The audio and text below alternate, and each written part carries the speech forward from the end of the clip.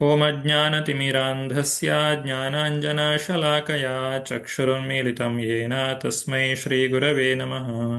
ಶ್ರೀಚೈತನ್ಯಮನೋಭೀಷ್ಟಂ ಸ್ಥಾಪಿತಂ ಯೇನ ಭೂತಲೆ ಸ್ವಯಂ ರೂಪಾ ಕದಾ ಮಹ್ಯಂ ದದಾತಿ ಸ್ವಪದಾಂತಿಕಂ. ವಂದೇಹಂ ಶ್ರೀಗುರು ಶ್ರೀಯುತಾಪದಕಮಲಂ ಶ್ರೀಗುರೂನ್ ವೈಷ್ಣವಾಂಶ್ಚ ಶ್ರೀರೂಪಂ ಸಾಗ್ರಜಾತಂ ಸಹಗಣ ರಘುನಾಥಾನ್ವಿತಂ ತಂ ಸಜೀವಂ ಸಾದ್ವೈತಂ ಸಾವಧೂತಂ ಪರಿಜನಸಹಿತಂ ಕೃಷ್ಣಚೈತನ್ಯದೇವಂ ಶ್ರೀರಾಧಾಕೃಷ್ಣಪಾದಾನ್ ಸಹಗಣಲಲಿತಾ ಶ್ರೀವಿಶಾಖಾನ್ವಿತಾಂಶ್ಚ. ಹೇ ಕೃಷ್ಣ ಕರುಣಾ ಸಿಂಧು ದೀನಬಂಧು ಜಗತ್ಪತೆ ಗೋಪೇಶ ಗೋಪಿಕಾ ಕಾಂತ ರಾಧಾಕಾಂತ ನಮೋಸ್ತುತೆ. ತಪ್ತ ಕಾಂಚನ ಗೌರಾಂಗಿ ರಾಧೆ ವೃಂದಾವನೇಶ್ವರಿ ವೃಷಭಾನುಸುತೆ ದೇವಿ ಪ್ರಣಮಾಮಿ ಹರಿಪ್ರಿಯೆ. ವಾಂಛಾ ಕಲ್ಪತರುಭ್ಯಶ್ಚ ಕೃಪಾ ಸಿಂಧುಭ್ಯ ಏವ ಚ ಪತಿತಾನಾಂ ಪಾವನೇಭ್ಯೋ ವೈಷ್ಣವೇಭ್ಯೋ ನಮೋ ನಮಃ. ನಮಃ ಓಂ ವಿಷ್ಣುಪಾದಾಯ ಕೃಷ್ಣಪ್ರೇಷ್ಠಾಯ ಭೂತಲೆ ಶ್ರೀಮತೆ ಭಕ್ತಿವೇದಾಂತ ಸ್ವಾಮಿನಿತಿ ನಾಮಿನೇ. ನಮಸ್ತೆ ಸಾರಸ್ವತೆ ದೇವೆ ಗೌರವಾಣಿ ಪ್ರಚಾರಿಣೆ ನಿರ್ವಿಶೇಷ ಶೂನ್ಯವಾದಿ ಪಾಶ್ಚಾತ್ಯ ದೇಶತಾರಿಣೆ. ಜಯ ಶ್ರೀ ಕೃಷ್ಣ ಚೈತನ್ಯ ಪ್ರಭೋ ನಿತ್ಯಾನಂದ ಶ್ರೀ ಅದ್ವೈತ ಗದಾಧರ ಶ್ರೀವಾಸಾದಿ ಗೌರ ಭಕ್ತ ವೃಂದ. ಹರೇ ಕೃಷ್ಣ ಕೃಷ್ಣ ಕೃಷ್ಣ ಹರೇ ಹರೇ ಹರೇ ರಾಮ ರಾಮ ರಾಮ ಹರೇ ಹರೇ. ಹರೇ ಕೃಷ್ಣ. ಶ್ರೀಮದ್ ಭಾಗವತದ 4ನೆಯ ಸ್ಕಂದ, ಅಧ್ಯಾಯ 9, ಗೃಹಾಭಿಮುಖ ಧ್ರುವ ಮಹಾರಾಜ. ಕಳೆದ ಅಧ್ಯಾಯದಲ್ಲಿ ಧ್ರುವ ಮಹಾರಾಜನು ಯಾವ ರೀತಿಯಾಗಿ ಕಠೋರವಾದಂತಹ ತಪಸ್ಸನ್ನು ಮಾಡಿದ, ಇದರಿಂದಾಗಿ ದೇವತೆಗಳಿಗೆಲ್ಲ ಸಮಸ್ಯೆ ಆಯಿತು ಮತ್ತು ಅವರು ಭಗವಂತನಲ್ಲಿ ಪ್ರಾರ್ಥನೆಯನ್ನ ಮಾಡಿದ್ರು. ಭಗವಂತನು ದೇವತೆಗಳಿಗೆ ಆಶ್ವಾಸನೆಯನ್ನು ಕೊಡ್ತಾನೆ, ನಾನು ಈ ಕೂಡಲೇ ಧ್ರುವನು ತಪಸ್ಸು ಮಾಡ್ತಾ ಇರುವಂತಹ ಸ್ಥಳಕ್ಕೆ ಹೋಗಿ ಧ್ರುವನಿಗೆ ನಾನು ದರ್ಶನವನ್ನ ಕೊಡ್ತೇನೆ ಅನ್ನುವಂತಹ ಮಾತನ್ನ ಇಲ್ಲಿ ಭಗವಂತನು ದೇವತೆಗಳಲ್ಲಿ ನುಡಿದಿದ್ದಾನೆ.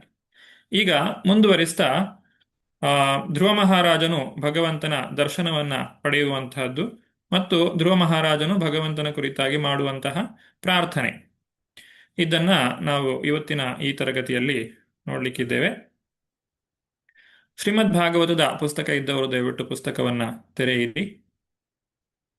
ಹಾಗೆ ಅನುವಾದವನ್ನ ಓದುವವರು ಕೈ ಮೇಲೆತ್ತಬಹುದು.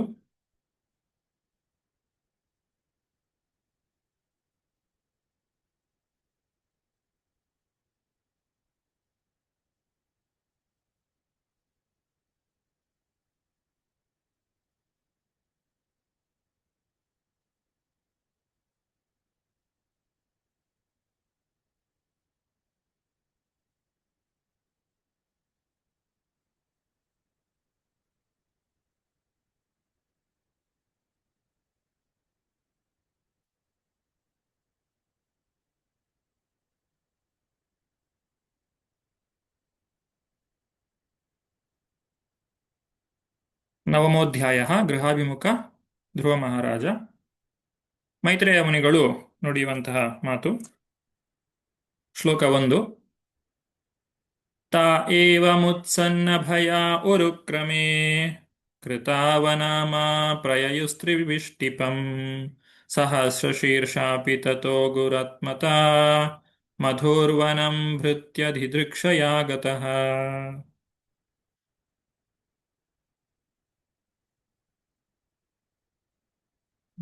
ಸೀತಾಲಕ್ಷ್ಮಿ ಮಾತಾಜಿ. ಹರೇ ಕೃಷ್ಣ ಪ್ರಭುಜಿ. ಹರೇ ಕೃಷ್ಣ. ಅನುವಾದ ಶ್ರೀಲ ಪ್ರಭುಪಾದರಿಂದ. ಶ್ರೀಲ ಪ್ರಭುಪಾದರಿಗೆ ಜಯವಾಗಲಿ. ಮೈತ್ರೇಯ ಮಹರ್ಷಿಗಳು ವಿದುರನಿಗೆ ಹೇಳಿದರು, ದೇವೋತ್ತಮ ಪರಮಪುರುಷನು ಹೀಗೆ ಭರವಸೆ ಕೊಟ್ಟ ಮೇಲೆ ದೇವತೆಗಳು ಭಯವನ್ನು ನೀಗಿ ಆ ಭಗವಂತನಿಗೆ ನಮಸ್ಕರಿಸಿ ತಮ್ಮ ತಮ್ಮ ದೇವಲೋಕಗಳಿಗೆ ತೆರಳಿದರು. ಅನಂತರ ಸಹಸ್ರ ಶೀರ್ಷ ಅವತಾರವೇ ಆದ ಭಗವಂತನು ಗರುಡಾರೂಢನಾಗಿ ತನ್ನ ಕಿಂಕರನಾದ ಧ್ರುವನನ್ನು ನೋಡಲು ಮಧುವನವೆಂಬ ಅರಣ್ಯಕ್ಕೆ ಬಂದನು. ಧನ್ಯವಾದಗಳು ಪ್ರಭುಜಿ. ಹರೇ ಕೃಷ್ಣ. ಹರೇ ಕೃಷ್ಣ.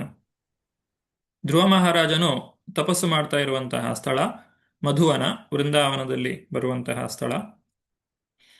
ಅಲ್ಲಿ ಭಗವಂತನು ಪ್ರತ್ಯಕ್ಷನಾಗ್ತಾನೆ. ಭಗವಂತನನ್ನ ಇಲ್ಲಿ ಸಹಸ್ರ ಶೀರ್ಷ ಅಂತ ಹೇಳಿ ಕರೆದಿದ್ದಾರೆ. ಸಹಸ್ರ ಶೀರ್ಷ ಅಂತ ಹೇಳಿ ಭಗವಂತನನ್ನ ಪುರುಷ ಸೂಕ್ತದಲ್ಲಿ ಕರೀತಾರೆ. ಅದು ಗರ್ಭೋದಕಶಾಹಿ ವಿಷ್ಣುವನ್ನ ತಿಳಿಸುವಂತಹದ್ದು, ಸೂಚಿಸುವಂತಹದ್ದು. ಈ ಗರ್ಭೋದಕಶಾಹಿ ವಿಷ್ಣು ಆತನೇ ಇಲ್ಲಿ ಪೃಶ್ನಿಗರ್ಭ ಅಂತ ಹೇಳಿ ಆತನನ್ನ ಕರೀತಾರೆ. ಭಗವಂತನು ಈಗ ಶ್ರೀಕೃಷ್ಣನು ಬಂದಾಗ ವಸುದೇವ ಮತ್ತು ದೇವಕಿಯರು ಆತನ ತಂದೆ ತಾಯಿಯರು. ಅದಲ್ಲದೆ ವಸುದೇವ ದೇವಕಿಯರಿಗೆ ಹಿಂದಿನ ಜನ್ಮದಲ್ಲಿಯೂ ಕೂಡ ಶ್ರೀಕೃಷ್ಣನು ಜನಿಸಿದ್ದ. ಆಗ ಹಿಂದೆ ಸುತಪ ಮತ್ತೆ ಪೃಶ್ನಿ, ಇದೇ ವಸುದೇವ ದೇವಕಿಯರು ಸುತಪ ಮತ್ತೆ ಪೃಶ್ನಿ ಅಂತ ಹೇಳಿ ಬಂದಿದ್ದಾಗ ಅವರ ಮಗನಾಗಿ ಭಗವಂತನು ಪೃಶ್ನಿಗರ್ಭನಾಗಿ ಅವತರಿಸ್ತಾನೆ. ಹಾಗೆ ಅದಿತಿ ಮತ್ತೆ ಕಶ್ಯಪರ ಮಗನಾಗಿ ಭಗವಂತನು ವಾಮನ ದೇವನಾಗಿ ಜನಿಸ್ತಾನೆ. ಹಾಗೂ ಮೂರನೆಯ ಸಲ ವಸುದೇವ ದೇವಕಿಯರಿಗೆ ಶ್ರೀಕೃಷ್ಣನಾಗಿ ಭಗವಂತನು ಬರುವಂತದ್ದು. ಈ ರೀತಿ ಸುತಪ ಮತ್ತೆ ಪೃಶ್ನಿ ಆಗ ಭಗವಂತ ಏನು ಅವತಾರವನ್ನ ತಾಳಿದ್ನೋ ಅದೇ ಒಂದು ಪೃಶ್ನಿಗರ್ಭ ರೂಪದಲ್ಲಿ ಭಗವಂತನು ಇಲ್ಲಿ ಧ್ರುವ ಮಹಾರಾಜನಿಗೆ ಅವತಾರವನ್ನ ಅಥವಾ ಪ್ರತ್ಯಕ್ಷನಾಗಿ ದರ್ಶನವನ್ನ ಕೊಡ್ತಾ ಇರುವಂತಹದ್ದು.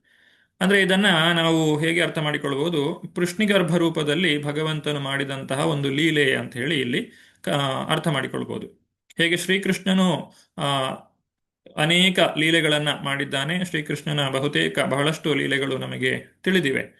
ಹಾಗೆ ಇದು ಪೃಶ್ನಿಗರ್ಭನಾಗಿ ಭಗವಂತನು ಬಂದಾಗ ನಡೆಸಿದಂತಹ ಒಂದು ಲೀಲೆ, ಅದು ಧ್ರುವ ಮಹಾರಾಜನ ಮೇಲೆ ಭಗವಂತನು ಮಾಡಿದಂತಹ ಒಂದು ಅನುಗ್ರಹ. ಈತನನ್ನೇ ಇಲ್ಲಿ ಗರ್ಭೋದಕಶಾಹಿ ವಿಷ್ಣು ಅಂತ ಹೇಳಿಯೂ ಕೂಡ ಕರೆದಿದ್ದಾರೆ. ಮುಂದುವರಿಸ್ತಾ, ಸವೈಧಿಯ ಯೋಗ ವಿಪಾಕ ತೀವ್ರಯ ಹೃತ್ಪದ್ಮಕೋಶೆ ಸ್ಫುರಿತಂ ತಡಿತ್ಪ್ರಭಂ ತಿರೋಹಿತಂ ಸಹಸೈವೋಪಲಕ್ಷ್ಯ ಬಹಿಸ್ಥಿತಂ ತದವಸ್ಥಂ ದದರ್ಶ ಗತಃ. ಶೋಭಾ ಮಾತಾಜಿ. ಶ್ರೀಕೃಷ್ಣ. ಧ್ರುವ ಮಹಾರಾಜನು ಪರಿಪಕ್ವವಾದ ಯೋಗ ಸಾಧನೆಯಿಂದಾಗಿ ತನ್ನ ಹೃದಯದಲ್ಲಿ ಮಿಂಚಿನಂತೆ ಹೊಳೆಯುತ್ತಿದ್ದ ಭಗವಂತನ ರೂಪದ ಧ್ಯಾನದಲ್ಲಿ ತಲ್ಲೀನನಾಗಿದ್ದನು. ಇದ್ದಕ್ಕಿದ್ದಂತೆ ಆ ರೂಪವು ಕಣ್ಮರೆಯಾಯಿತು. ಆಗ ಧ್ರುವನು ವ್ಯಾಕುಲನಾಗಿ ಅವನ ಧ್ಯಾನ ಭಂಗವಾಯಿತು. ಆಮೇಲೆ ಕಣ್ತೆರೆದು ನೋಡಿದೊಡನೆಯೇ ತಾನು ಹೃದಯದಲ್ಲಿ ಕಂಡಿದ್ದ ಆ ದೇವೋತ್ತಮ ಪರಮ ಪುರುಷನೇ ಸಾಕ್ಷಾತ್ತಾಗಿ ಎದುರಿಗೆ ನಿಂತಿರುವುದನ್ನು ಕಂಡನು. ಹರೇ ಕೃಷ್ಣ. ಧನ್ಯವಾದ. ಹರೇ ಕೃಷ್ಣ. ಇಲ್ಲಿ ಧ್ರುವ ಮಹಾರಾಜನು ಭಗವಂತನ ಒಂದು ರೂಪವನ್ನ ಸದಾಕಾಲ ಕಾಣುವಂತಹ ಒಂದು ಸ್ಥಿತಿಯನ್ನ ಪಡೆದಿದ್ದ. ಧ್ಯಾನಾವಸ್ಥಿತ ತದ್ಗತೇನ ಪಶ್ಯಂತಿ ಯಂ ಯೋಗಿನೋ. ಧ್ಯಾನದಲ್ಲಿ ಯೋಗಿಗಳು ಭಗವಂತನನ್ನ ಕಾಣ್ತಾರೆ. ಅಂತಹ ಒಂದು ದಿವ್ಯವಾದಂತಹ ರೂಪವನ್ನ ನಿರಂತರವಾಗಿ ಕಾಣುವಂತಹ ಒಂದು ಸ್ಥಿತಿಯನ್ನ ಧ್ರುವ ಮಹಾರಾಜನು ಸಾಧಿಸಿದ್ದಾನೆ. ಅಂದ್ರೆ ಧ್ರುವ ಮಹಾರಾಜನ ಸಾಧನೆಯ ಪರಿಪಕ್ವತೆಯನ್ನ ಆತನು ಹೊಂದಿದ್ದಾನೆ. ಅಂತಹ ಧ್ರುವನಿಗೆ ಇಲ್ಲಿ ಭಗವಂತನು ಈಗ ದರ್ಶನವನ್ನ ಕೊಡ್ಲಿಕ್ಕೆ ಬರ್ತಾ ಇದ್ದಾನೆ. ಹಾಗಿರ್ಬೇಕಾದ್ರೆ ಮೊದಲು ಆ ಧ್ರುವ ಮಹಾರಾಜನ ಆ ಧ್ಯಾನ ಏನಿದೆ ಅದನ್ನ ಬಹಿರ್ಮುಖವಾಗಿ ಮಾಡಬೇಕು. ಅಂದ್ರೆ ಈಗ ಒಳಗಡೆ ಭಗವಂತನ ಆತನು ಕಾಣ್ತಾ ಇದ್ದಾನೆ. ಈಗ ಭಗವಂತನೇ ಹೊರಗೆ ಬಂದಿರುವಾಗ ಆತನು ಆ ಒಳಗೆ ಕಾಣ್ತಾ ಇದ್ದಂತಹ ಭಗವಂತನ ರೂಪ ಅದು ಕಣ್ಮರೆಯಾಯಿತು. ಕಣ್ಮರೆಯಾದಾಗ ಧ್ರುವನಿಗೆ ಒಂದು ಸಲ ವ್ಯಾಕುಲನಾಗ್ತಾನೆ, ಏನಾಯಿತು ಅಂತ ಹೇಳಿ. ಹಾಗೆ ವ್ಯಾಕುಲತೆಯಿಂದ ಆತನು ಕಣ್ಣು ತೆರೆದು ನೋಡಿದಾಗ ಸಾಕ್ಷಾತ್ತಾಗಿ ಆ ಭಗವಂತನೇ ತನ್ನೆದುರಿಗೆ ಬಂದು ನಿಂತಿದ್ದಾನೆ. ಅಂತಹ ಒಂದು ಅಪೂರ್ವವಾದಂತಹ ಒಂದು ಸಂದರ್ಭ ಇದು, ಆ ಭಗವಂತನನ್ನ ಕಾಣುವಂತಹದ್ದು. ಅನೇಕ ಯೋಗಿಗಳು ಜನ್ಮ ಜನ್ಮಾಂತರಗಳಲ್ಲಿ ಪ್ರಯತ್ನವನ್ನ ಪಟ್ಟು ಈ ಒಂದು ಕ್ಷಣದ ಒಂದು ಭಗವಂತನ ದರ್ಶನಕ್ಕೋಸ್ಕರ ಅವರು ಕಾತರದಿಂದ ಕಾಯ್ತಾ ಇರ್ತಾರೆ. ಅಂತಹ ಒಂದು ಸಂದರ್ಭ ಈಗ ಧ್ರುವ ಮಹಾರಾಜನಿಗೆ ಒದಗಿ ಬಂದಿದೆ. ಬ್ರಹ್ಮ ಸಂಹಿತೆಯಲ್ಲಿ ಹೇಳುವಂತೆ ಪ್ರೇಮಾಂಜನಚ್ಛುರಿತ ಭಕ್ತಿ ವಿಲೋಚನೇನ ಸಂತಃ ಸದೈವ ಹೃದಯೇಶು ವಿಲೋಕಯಂತಿ. ಆ ಭಗವಂತನನ್ನ ಯಾರು ಕಣ್ಣಿಗೆ ಪ್ರೇಮಾಂಜನವನ್ನ ಹಾಕಿಕೊಂಡಿದ್ದಾರೋ, ಆ ಭಗವಂತನಲ್ಲಿ ಪ್ರೇಮವನ್ನ ಬೆಳೆಸಿಕೊಂಡಿದ್ದಾರೋ ಅವರು ನಿರಂತರವಾಗಿ ಭಗವಂತನನ್ನ ಕಾಣಲಿಕ್ಕೆ ಸಾಧ್ಯವಾಗ್ತದೆ.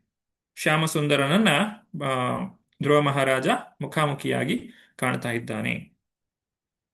ಭಗವಂತನು ಪರಾತ್ಪರನಾದ್ದರಿಂದ ಭಕ್ತರ ಹೃದಯದೊಳಗಿರುವ ಅವನ ರೂಪ, ದೇವಸ್ಥಾನದಲ್ಲಿರುವ ಅವನ ರೂಪ, ವೈಕುಂಠದಲ್ಲಿ ವೃಂದಾವನ ಧಾಮದಲ್ಲಿ ಅವನ ಮೂಲ ರೂಪ ಎಲ್ಲವೂ ಒಂದೇ. ಅವುಗಳಲ್ಲಿ ಒಂದೊಂದಕ್ಕೆ ಭೇದವಿಲ್ಲ. ನಾವು ಭಗವಂತನ ಒಂದು ಅರ್ಚಾಮೂರ್ತಿಯನ್ನ ಏನು ನೋಡ್ತೇವೆ ಅದು ಆ ಭಗವಂತನ ಸಾಕ್ಷಾತ್ ರೂಪವಾಗಿದೆ. ಮುಂದುವರಿಸ್ತಾ ಮೂರನೆಯ ಶ್ಲೋಕ. ತದ್ದರ್ಶನೇನ ಗತಸಾಧ್ವಸಾಕ್ಷಿತಾ ವವದನ್ ವವಂದತಾಂಗಂ ವಿನಮಯ್ಯ ದಂಡವತ್ ದೃಗ್ಭ್ಯಾಂ ಪ್ರಪಶ್ಯನ್ ಪ್ರಪಿಬನ್ನಿವಾರ್ಭಕಾ ಚುಂಬನ್ನಿವಾಸ್ಯೇನ ಭುಜೈರಿವಾಶ್ಲಿಷನ್ ಗತಃ. ಶಶಿಕುಮಾರ್ ಪ್ರಭು. ಹರೇ ಕೃಷ್ಣ ಪ್ರಭುಜಿ. ಧ್ರುವ ಮಹಾರಾಜನು ತನ್ನೆದುರಿನಲ್ಲಿ ನಿಂತಿದ್ದ ಭಗವಂತನನ್ನು ನೋಡಿ ಉತ್ತೇಜಿತನಾಗಿ ಅವನಿಗೆ ನಮಸ್ಕರಿಸಿ ಗೌರವ ಸಲ್ಲಿಸಿದನು. ಭಗವಂತನ ಮುಂದೆ ದಂಡದಂತೆ ಬಿದ್ದು ನಮಸ್ಕರಿಸಿ ಭಗವತ್ ಪ್ರೇಮದಲ್ಲಿ ಮುಳುಗಿ ಹೋದನು. ಪರವಶನಾದ ಧ್ರುವ ಮಹಾರಾಜನಿಗೆ ತನ್ನ ಕಣ್ಣುಗಳಿಂದ ಆ ಭಗವಂತನ ಸೌಂದರ್ಯ ಅಮೃತವನ್ನು ತಾನು ಪಾನ ಮಾಡುತ್ತಿರುವಂತೆಯೂ ಬಾಯಿಂದ ಅವನ ಪಾದಾರವಿಂದಗಳನ್ನು ಮುತ್ತಿಡುತ್ತಿರುವಂತೆಯೂ ತನ್ನ ತೋಳುಗಳಿಂದ ಪರಮಪುರುಷನನ್ನು ಬಿಗಿದಪ್ಪಿಕೊಳ್ಳುತ್ತಿರುವಂತೆಯೂ ಭಾಸವಾಯಿತು. ಹರೇ ಕೃಷ್ಣ. ಹರೇ ಕೃಷ್ಣ. ಭಗವಂತನನ್ನ ಮುಖಾಮುಖಿಯಾಗಿ ನೇರವಾಗಿ ಕಾಣುವಂತಹ ಆ ಒಂದು ಅನುಭವ ಏನಿದೆ ಅದನ್ನ ಕೇವಲ ಮಾತುಗಳಲ್ಲಿ ಹೇಳಿ ತಿಳಿಸುವಂಥದ್ದು ಬಹಳ ಕಷ್ಟ. ಆದರೂ ಇಲ್ಲಿ ಶ್ರೀಮದ್ ಭಾಗವತದ ಮುಖಾಂತರವಾಗಿ ನಾವು ಅರ್ಥ ಮಾಡಿಕೊಳ್ಳಬಹುದು. ಜೀವನದಲ್ಲಿ ಅತ್ಯಂತ ಶ್ರೇಷ್ಠವಾದುದನ್ನ ಒಬ್ಬ ವ್ಯಕ್ತಿ ಬಹಳಷ್ಟು ಕಷ್ಟಪಟ್ಟದ ನಂತರ ಪಡೆದಾಗ ಆತನಿಗೆ ಉಂಟಾಗುವಂತಹ ಆ ಒಂದು ಸಂತೋಷ ಯಾವ ರೀತಿಯಾಗಿರ್ತದೆ ಅಷ್ಟೊಂದು ಸಂತೋಷವನ್ನ ಇಲ್ಲಿ ಧ್ರುವ ಮಹಾರಾಜನು ಅನುಭವಿಸ್ತಾ ಇದ್ದಾನೆ. ಆ ಭಗವಂತನ ಸೌಂದರ್ಯಾಮೃತವನ್ನ ತಾನು ಪಾನ ಮಾಡ್ತಾ ಇದ್ದಾನೆ. ಅವನ ಪಾದಾರವಿಂದಗಳನ್ನ ಮುತ್ತಿಡ್ತಾ ಇದ್ದಾನೆ. ತೋಳುಗಳಿಂದ ಅವನನ್ನ ಬಿಗಿದು ಅಪ್ಪಿಕೊಳ್ತಾ ಇದ್ದಾನೆ. ಅಂತಹ ಒಂದು ಅನುಭವವನ್ನ ಇಲ್ಲಿ ಧ್ರುವ ಮಹಾರಾಜನು ಅನುಭವಿಸ್ತಾ ಇದ್ದಾನೆ. ಇದನ್ನ ಅಷ್ಟ ವಿಕಾರ ಅಂತ ಹೇಳ್ತಾರೆ, ಅಷ್ಟ ಸಾತ್ವಿಕ ವಿಕಾರ ಅಂತ ಹೇಳಿ ಹೇಳ್ತಾರೆ. ನಮ್ಮ ಯಾವುದೇ ಒಬ್ಬ ವ್ಯಕ್ತಿ ತನ್ನ ಜೀವನದಲ್ಲಿ ಅತ್ಯಂತ ಆನಂದವನ್ನ ಹೊಂದಿದಾಗ ಈ ವಿಕಾರಗಳು ಆತನಲ್ಲಿ ಸ್ವಲ್ಪ ಮಟ್ಟಿಗೆ ಕಾಣುವುದನ್ನು ನಾವು ಗಮನಿಸಬಹುದು. ಅದನ್ನ ಶಾಸ್ತ್ರೀಯವಾಗಿ ಇಲ್ಲಿ 8 ಅಂತ ಹೇಳಿ ಪಟ್ಟಿ ಮಾಡ್ತಾರೆ. ಯಾವುದು ಆ 8 ವಿಷಯಗಳು? ಇಲ್ಲಿ ಚಿತ್ರದಲ್ಲಿ ನಾವು ಕಾಣಬಹುದು. ಕೃಷ್ಣಿಗರ್ಭನಾದಂತಹ ಭಗವಂತನು ದರ್ಶನವನ್ನ ನೀಡ್ತಾ ಇದ್ದಾನೆ. ಧ್ರುವ ಮಹಾರಾಜನು ದಂಡವತ್ ಮಾಡಿದ್ದಾನೆ. ಇಲ್ಲಿ ಒಂದು ದಂಡದಂತೆ ಭಗವಂತನ ಮುಂದೆ ಆತನು ಶರಣಾಗತನಾಗಿದ್ದಾನೆ. ಹಾಗೆ ಇಲ್ಲಿ ನಾವು ಕಾಣಬಹುದು 8 ರೀತಿಯಾದಂತಹ ಅಷ್ಟವಿಧ ದಿವ್ಯ ಭಾವಾವೇಶಗಳು, ಅಷ್ಟ ಸಾತ್ವಿಕ ವಿಕಾರ ಅಂತ ಹೇಳಿ ಕರೀತಾರೆ. ಆ ಒಂದು ಸಂದರ್ಭದಲ್ಲಿ ವ್ಯಕ್ತಿಯು ತಾನು ಯಾವ ರೀತಿಯಾದಂತಹ ಒಂದು ಅನುಭವವನ್ನು ಪಡೀತಾನೆ. ಸ್ತಂಭ, ಆತನು ಆಶ್ಚರ್ಯದಿಂದ ಪರಮಾನಂದದಿಂದ ನಿಶ್ಚಲವಾಗಿ ಒಂದು ಕಂಬದ ರೀತಿಯಲ್ಲಿ ಯಾವುದೇ ಒಂದು ಚಲನೆ ಇಲ್ಲದೆ ನಿಂತು ಬಿಡ್ತಾನೆ ಆ ಭಗವಂತನನ್ನ ಕಂಡಾಗ. ಹಾಗೂ ದೇಹದಲ್ಲಿ ಬೆವರು ಮೂಡ್ತದೆ, ಸ್ವೇದ, ರೋಮಾಂಚನವಾಗ್ತದೆ, ಆನಂದದಿಂದ ರೋಮಗಳು ನಿಂತುಕೊಳ್ಳುತ್ತವೆ. ಹಾಗೂ ಸ್ವರಭೇದ, ಗದ್ಗದವಾದಂತಹ ಸ್ವರ. ನಾವು ಚೈತನ್ಯ ಮಹಾಪ್ರಭುಗಳ ಲೀಲೆಗಳಲ್ಲಿಯೂ ಕೂಡ ಚೈತನ್ಯ ಚರಿತಾಮೃತದಲ್ಲಿ ಕಾಣಬಹುದು ಯಾವ ರೀತಿಯಾಗಿ ಚೈತನ್ಯ ಮಹಾಪ್ರಭುಗಳು ಆ ಒಂದು ರೀತಿಯನ್ನು ನಮಗೆ ತೋರಿಸಿಕೊಟ್ಟಿದ್ದಾರೆ ಅಂತ ಹೇಳಿ. ಕಂಠ ಗದ್ಗದವಾಗಿ, ಮಾತು ಸ್ಪಷ್ಟವಾಗಿ ಬರದಿರುವುದು, ಶಿಕ್ಷಾಷ್ಟಕದಲ್ಲಿ ಕೂಡ ಇದನ್ನು ನಾವು ಕಾಣ್ತೇವೆ. ವೇಪಥು, ದೇಹ ನಡುಗುತ್ತದೆ. ವೈವರ್ಣ್ಯ, ದೇಹದ ವರ್ಣವು ಭಾವಾವೇಶದಿಂದ ಬದಲಾಗ್ತದೆ, ದೇಹದ ಬಣ್ಣ ಬದಲಾಗ್ತದೆ. ಕಣ್ಣಿನಿಂದ ಆನಂದ ಬಾಷ್ಪ, ಪ್ರೇಮದಿಂದ ಕಣ್ಣೀರು ಧಾರಾಕಾರವಾಗಿ ಸುರಿಯುತ್ತದೆ. ಹಾಗೂ ಪ್ರಳಯ, ಇಂತಹ ಒಂದು ಆನಂದವನ್ನ ಈ ಭೌತಿಕವಾದಂತಹ ಶರೀರಕ್ಕೆ ತಡೆದುಕೊಳ್ಳಲಿಕ್ಕೆ ಸಾಧ್ಯ ಆಗುವುದಿಲ್ಲ. ಹಾಗಾಗಿ ಆ ವ್ಯಕ್ತಿಯು ಪ್ರಜ್ಞೆಯನ್ನು ಕಳೆದುಕೊಳ್ಳುವಂಥದ್ದು ಅಥವಾ ಮೂರ್ಛೆಯನ್ನು ಹೊಂದುವಂಥದ್ದು ಇತ್ಯಾದಿಗಳನ್ನು ಗಮನಿಸಬಹುದು. ಇದು ಈ ಅಷ್ಟ ಸಾತ್ವಿಕ ವಿಕಾರ, ಅಷ್ಟವಿಧ ದಿವ್ಯ ಭಾವಾವೇಶ ಅಂತ ಹೇಳಿ ಹೇಳ್ತಾರೆ. ಇಂತಹ ಒಂದು ಅನುಭವವನ್ನ ಇಲ್ಲಿ ಧ್ರುವ ಮಹಾರಾಜನು ಪಡೆದಿದ್ದಾನೆ. ಮುಂದುವರಿಸ್ತಾ 4ನೆಯ ಶ್ಲೋಕ.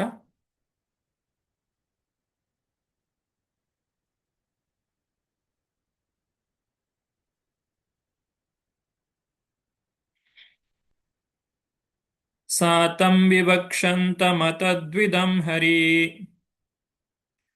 ಜ್ವಾತ್ ಜಾತ್ವಸ್ಯ ಸರ್ವಸ್ಯ ಚ ಹೃದ್ಯವಸ್ಥಿತಃ ಕೃತಾಂಜಲಿಂ ಬ್ರಹ್ಮಮಯೇನ ಕಂಬುನಾ ಪ ಪಸ್ಪರ್ಶ ಬಾಲಂ ಕೃಪಯಾ ಕಪ್ಪೋಲೆ.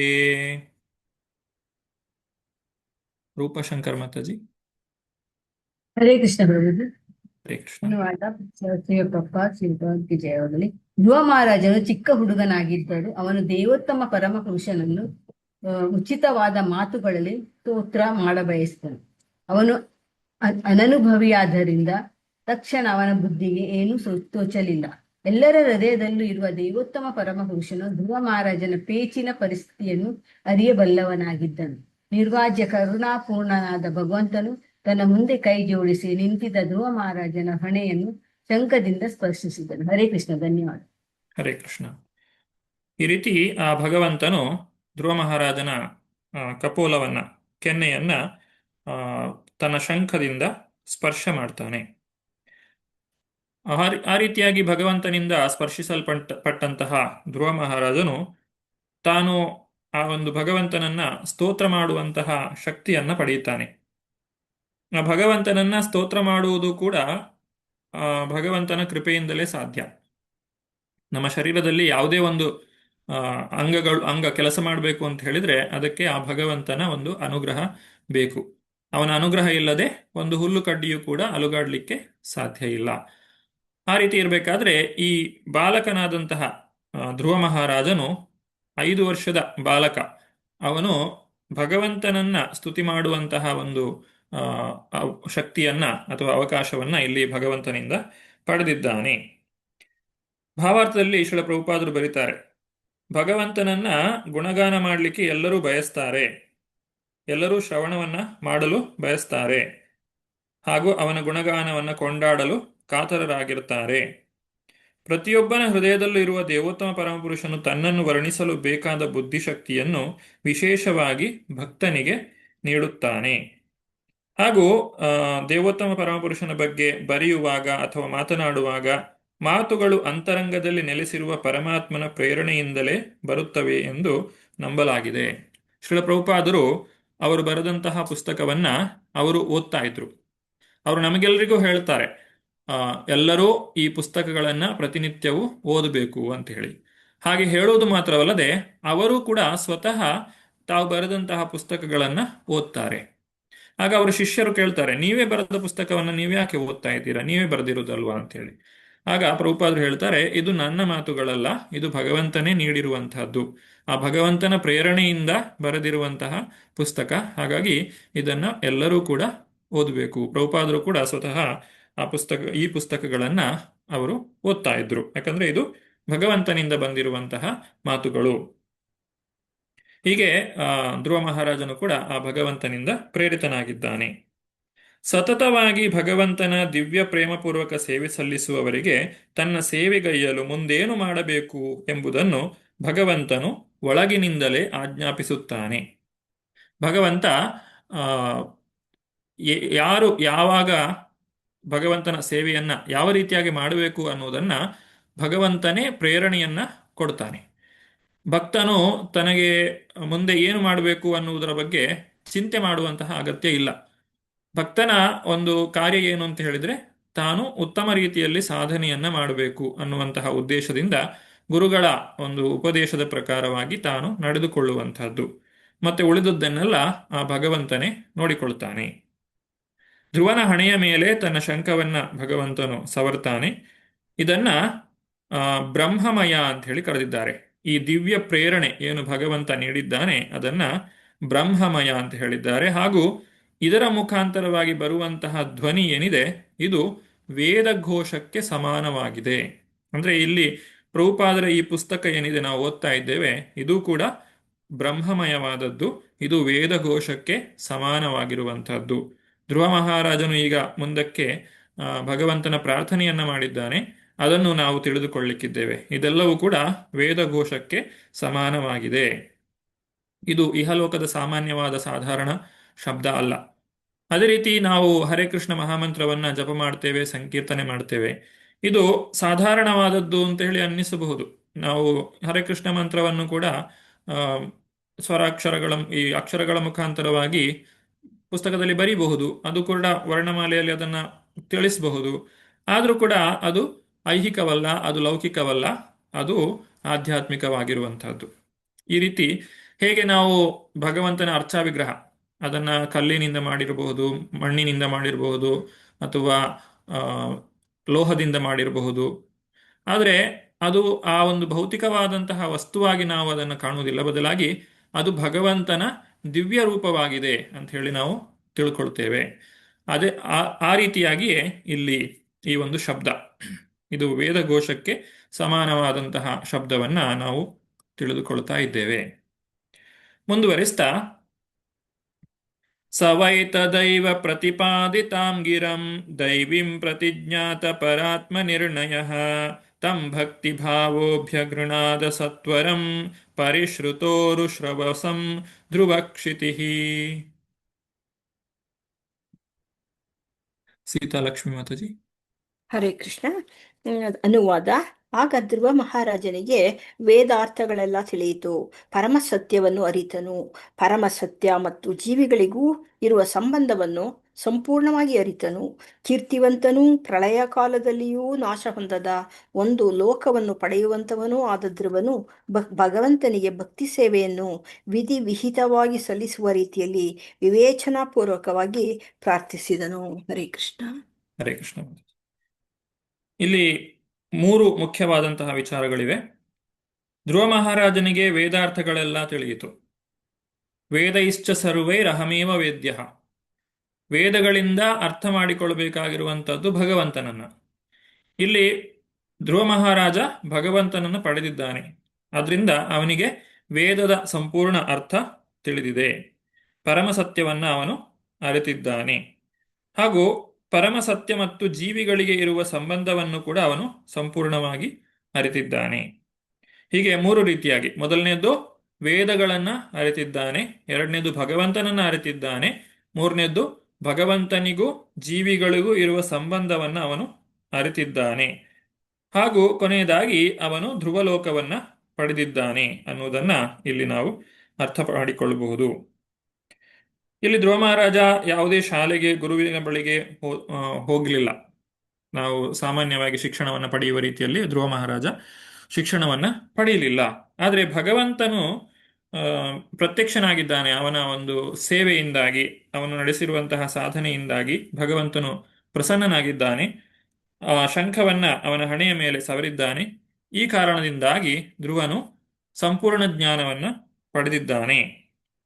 ಸಮ್ಯಕ್ ಜ್ಞಾನ ಅಂತ ಹೇಳಿಯೂ ಕರೀತಾರೆ ಇದನ್ನು.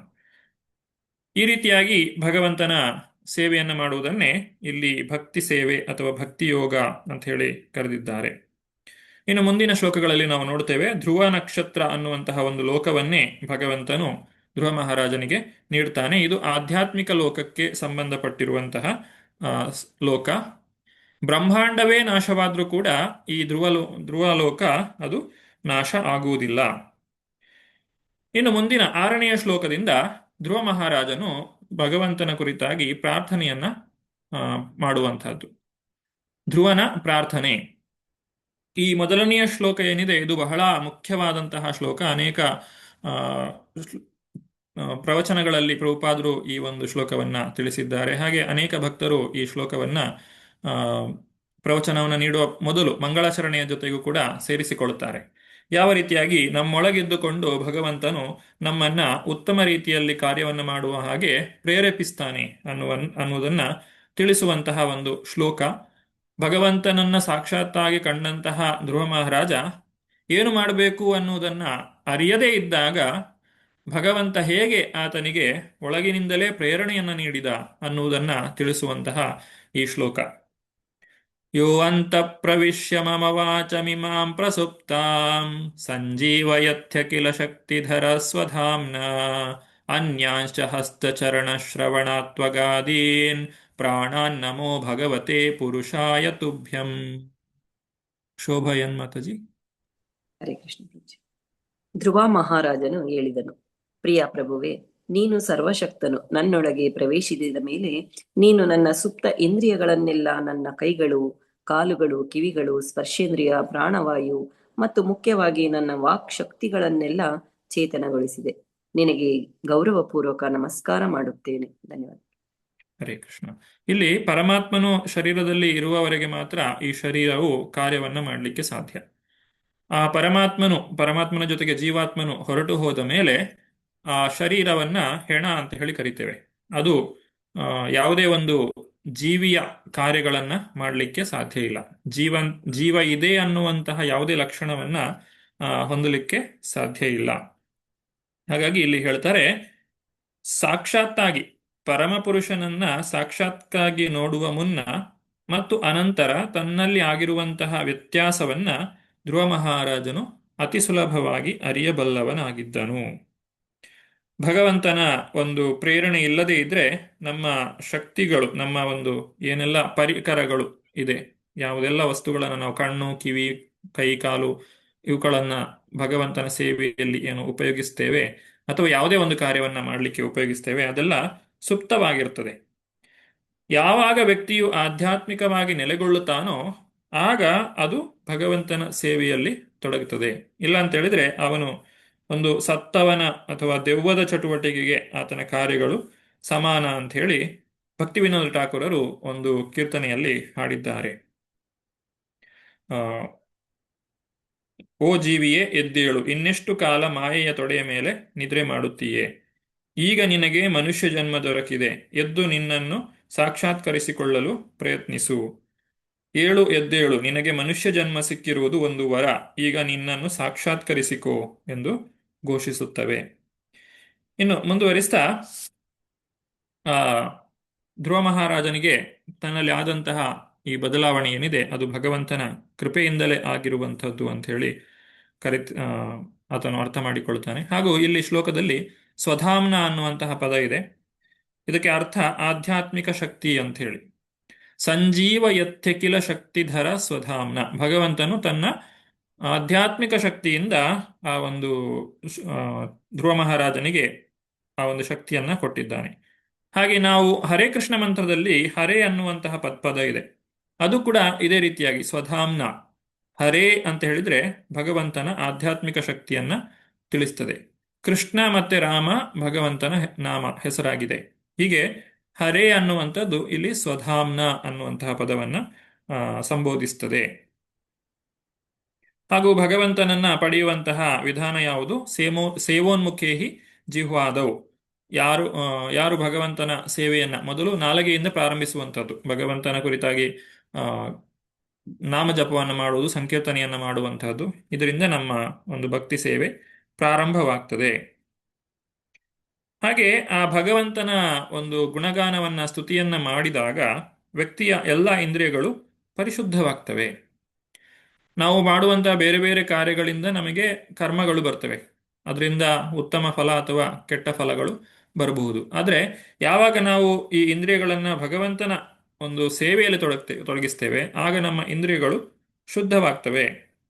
ಇಂದ್ರಿಯಗಳನ್ನು ಪರಿಶುದ್ಧಗೊಳಿಸಿ ಅವುಗಳನ್ನು ಭಗವತ್ ಸೇವೆಯಲ್ಲಿ ತೊಡಗಿಸುವುದನ್ನು ಭಕ್ತಿ ಅಥವಾ ಭಕ್ತಿ ಸೇವೆ ಅಂತ ಹೇಳಿ ಹೇಳ್ತಾರೆ. ಸೇವೋನ್ಮುಖೇ ಜಿಹ್ವಾದೌ ಸ್ವಯಮೇವ ಸ್ಫುರತ್ಯದಃ. ಇನ್ನು ಇದರಲ್ಲಿಯೂ ಕೂಡ ಎರಡು ರೀತಿಯಾಗಿದೆ. ನಾವು ಇದನ್ನ ಭಕ್ತಿರಸಾಮೃತ ಸಿಂಧುವಿನ ಅಧ್ಯಯನದಲ್ಲಿ ತಿಳ್ಕೊಂಡಿದ್ದೇವೆ. ಮೊದಲು ವೈದಿ ಸಾಧನ ಭಕ್ತಿ, ಆಮೇಲೆ ರಾಗಾನುಗ ಸಾಧನ ಭಕ್ತಿ. ಈ ಭಾವಾರ್ಥದ ಕೊನೆಯಲ್ಲಿ ಬರೆಯುವಂತಹದ್ದು ಶ್ರೀಲ ಪ್ರಭುಪಾದರು ಬರೀತಿದ್ದಾರೆ. ಪ್ರಾರಂಭದಲ್ಲಿ ಇಂದ್ರಿಯಗಳು ಯಾಂತ್ರಿಕವಾಗಿ ಭಗವತ್ ಸೇವೆಯಲ್ಲಿ ತೊಡಗುತ್ತವೆ. ಸಾಕ್ಷಾತ್ಕಾರದ ನಂತರ ಅವು ಆಧ್ಯಾತ್ಮ ಜ್ಞಾನ ಸಂಪಾದನೆಯಿಂದ ತೊಡಗಿರುತ್ತವೆ. ಅಂದ್ರೆ ವೈದಿ ಸಾಧನ ಭಕ್ತಿ, ಮೊದಲು ನಾವು ಭಕ್ತಿ ಮಾಡಬೇಕಾದ್ರೆ ಅದು ನಮಗೆ ಇಷ್ಟ ಇಲ್ಲದೇ ಇರಬಹುದು, ಆದರೂ ಕೂಡ ನಾವು ಭಕ್ತಿಯನ್ನ ಮಾಡ್ತೇವೆ. ಯಾಕಂದ್ರೆ ಗುರುಗಳು ಹೇಳಿದ್ದಾರೆ ಅಂತ ಹೇಳಿ 16 ಸತಿ ಜಪ ಮಾಡಬೇಕು, ಬೆಳಗ್ಗೆ ಬೇಗ ಏಳಬೇಕು, ದೇವಸ್ಥಾನಕ್ಕೆ ಹೋಗ್ಬೇಕು, 14 ನಿಯಂತ್ರಕ ತತ್ವಗಳನ್ನು ಪಾಲನೆ ಮಾಡಬೇಕು. ಅದು ಯಾಕೆ ಮಾಡಬೇಕು ಅಂತ ಗೊತ್ತಿದ್ರು ಗೊತ್ತಿಲ್ಲದಿದ್ರು ಮಾಡ್ತೇವೆ. ಅದು ವೈದಿ ಸಾಧನ ಭಕ್ತಿ ಪ್ರಾರಂಭಿಕ ಹಂತ. ಆಮೇಲೆ ಮುಂದುವರಿಸ್ತಾ ಅದರಲ್ಲಿ ನಮಗೆ ಒಂದು ಆಸಕ್ತಿಯು ಬೆಳೆದಾಗ ನಾವು ರಾಗಾನುಗ ಸಾಧನ ಭಕ್ತಿಗೆ ಬರ್ತೇವೆ. ಅದು ಆಧ್ಯಾತ್ಮಿಕ ಜ್ಞಾನ ಸಂಪಾದನೆಯಿಂದ ಮಾಡುವಂತಹ ಭಕ್ತಿ ಸೇವೆ ಆಗಿರುತ್ತದೆ. ಮುಂದುವರಿಸ್ತಾ 7ನೆಯ ಶ್ಲೋಕ. ಏಕಸ್ತ್ವಮೇವ ಭಗವನ್ನಿದಾತ್ಮಶಕ್ತ್ಯಾ ಮಾಯಾಖ್ಯಯೋರುಗಣಯ ಮಹದಾದ್ಯಶೇಷಂ ಸೃಷ್ಟ್ಯಾನುವಿಶ್ಯ ಪುರುಷಸ್ತದ ಸದ್ಗುಣೇಶು ನಾನೇವ ದಾರುಷು ವಿಭಾವಸುವದ್ವಿಭಾಸಿ. ಶಶಿಕುಮಾರ್ ಪ್ರಭು. ಹರೇ ಕೃಷ್ಣ ಪ್ರಭುಜಿ. ಅನುವಾದ ಶ್ರೀಲ ಪ್ರಭುಪಾದರಿಂದ. ಶ್ರೀಲ ಪ್ರಭುಪಾದರಿಗೆ ಜಯವಾಗಲಿ. ಭಗವಂತನೇ, ನೀನು ಪರಮಪುರುಷ. ನಿನ್ನ ನಾನಾ ಶಕ್ತಿಗಳಿಂದಾಗಿ ನೀನು ಆಧ್ಯಾತ್ಮಿಕ ಹಾಗೂ ಭೌತಿಕ ಜಗತ್ತುಗಳಲ್ಲಿ ನಾನಾ ರೀತಿಗಳಲ್ಲಿ ಕಾಣಿಸಿಕೊಳ್ಳುವೆ.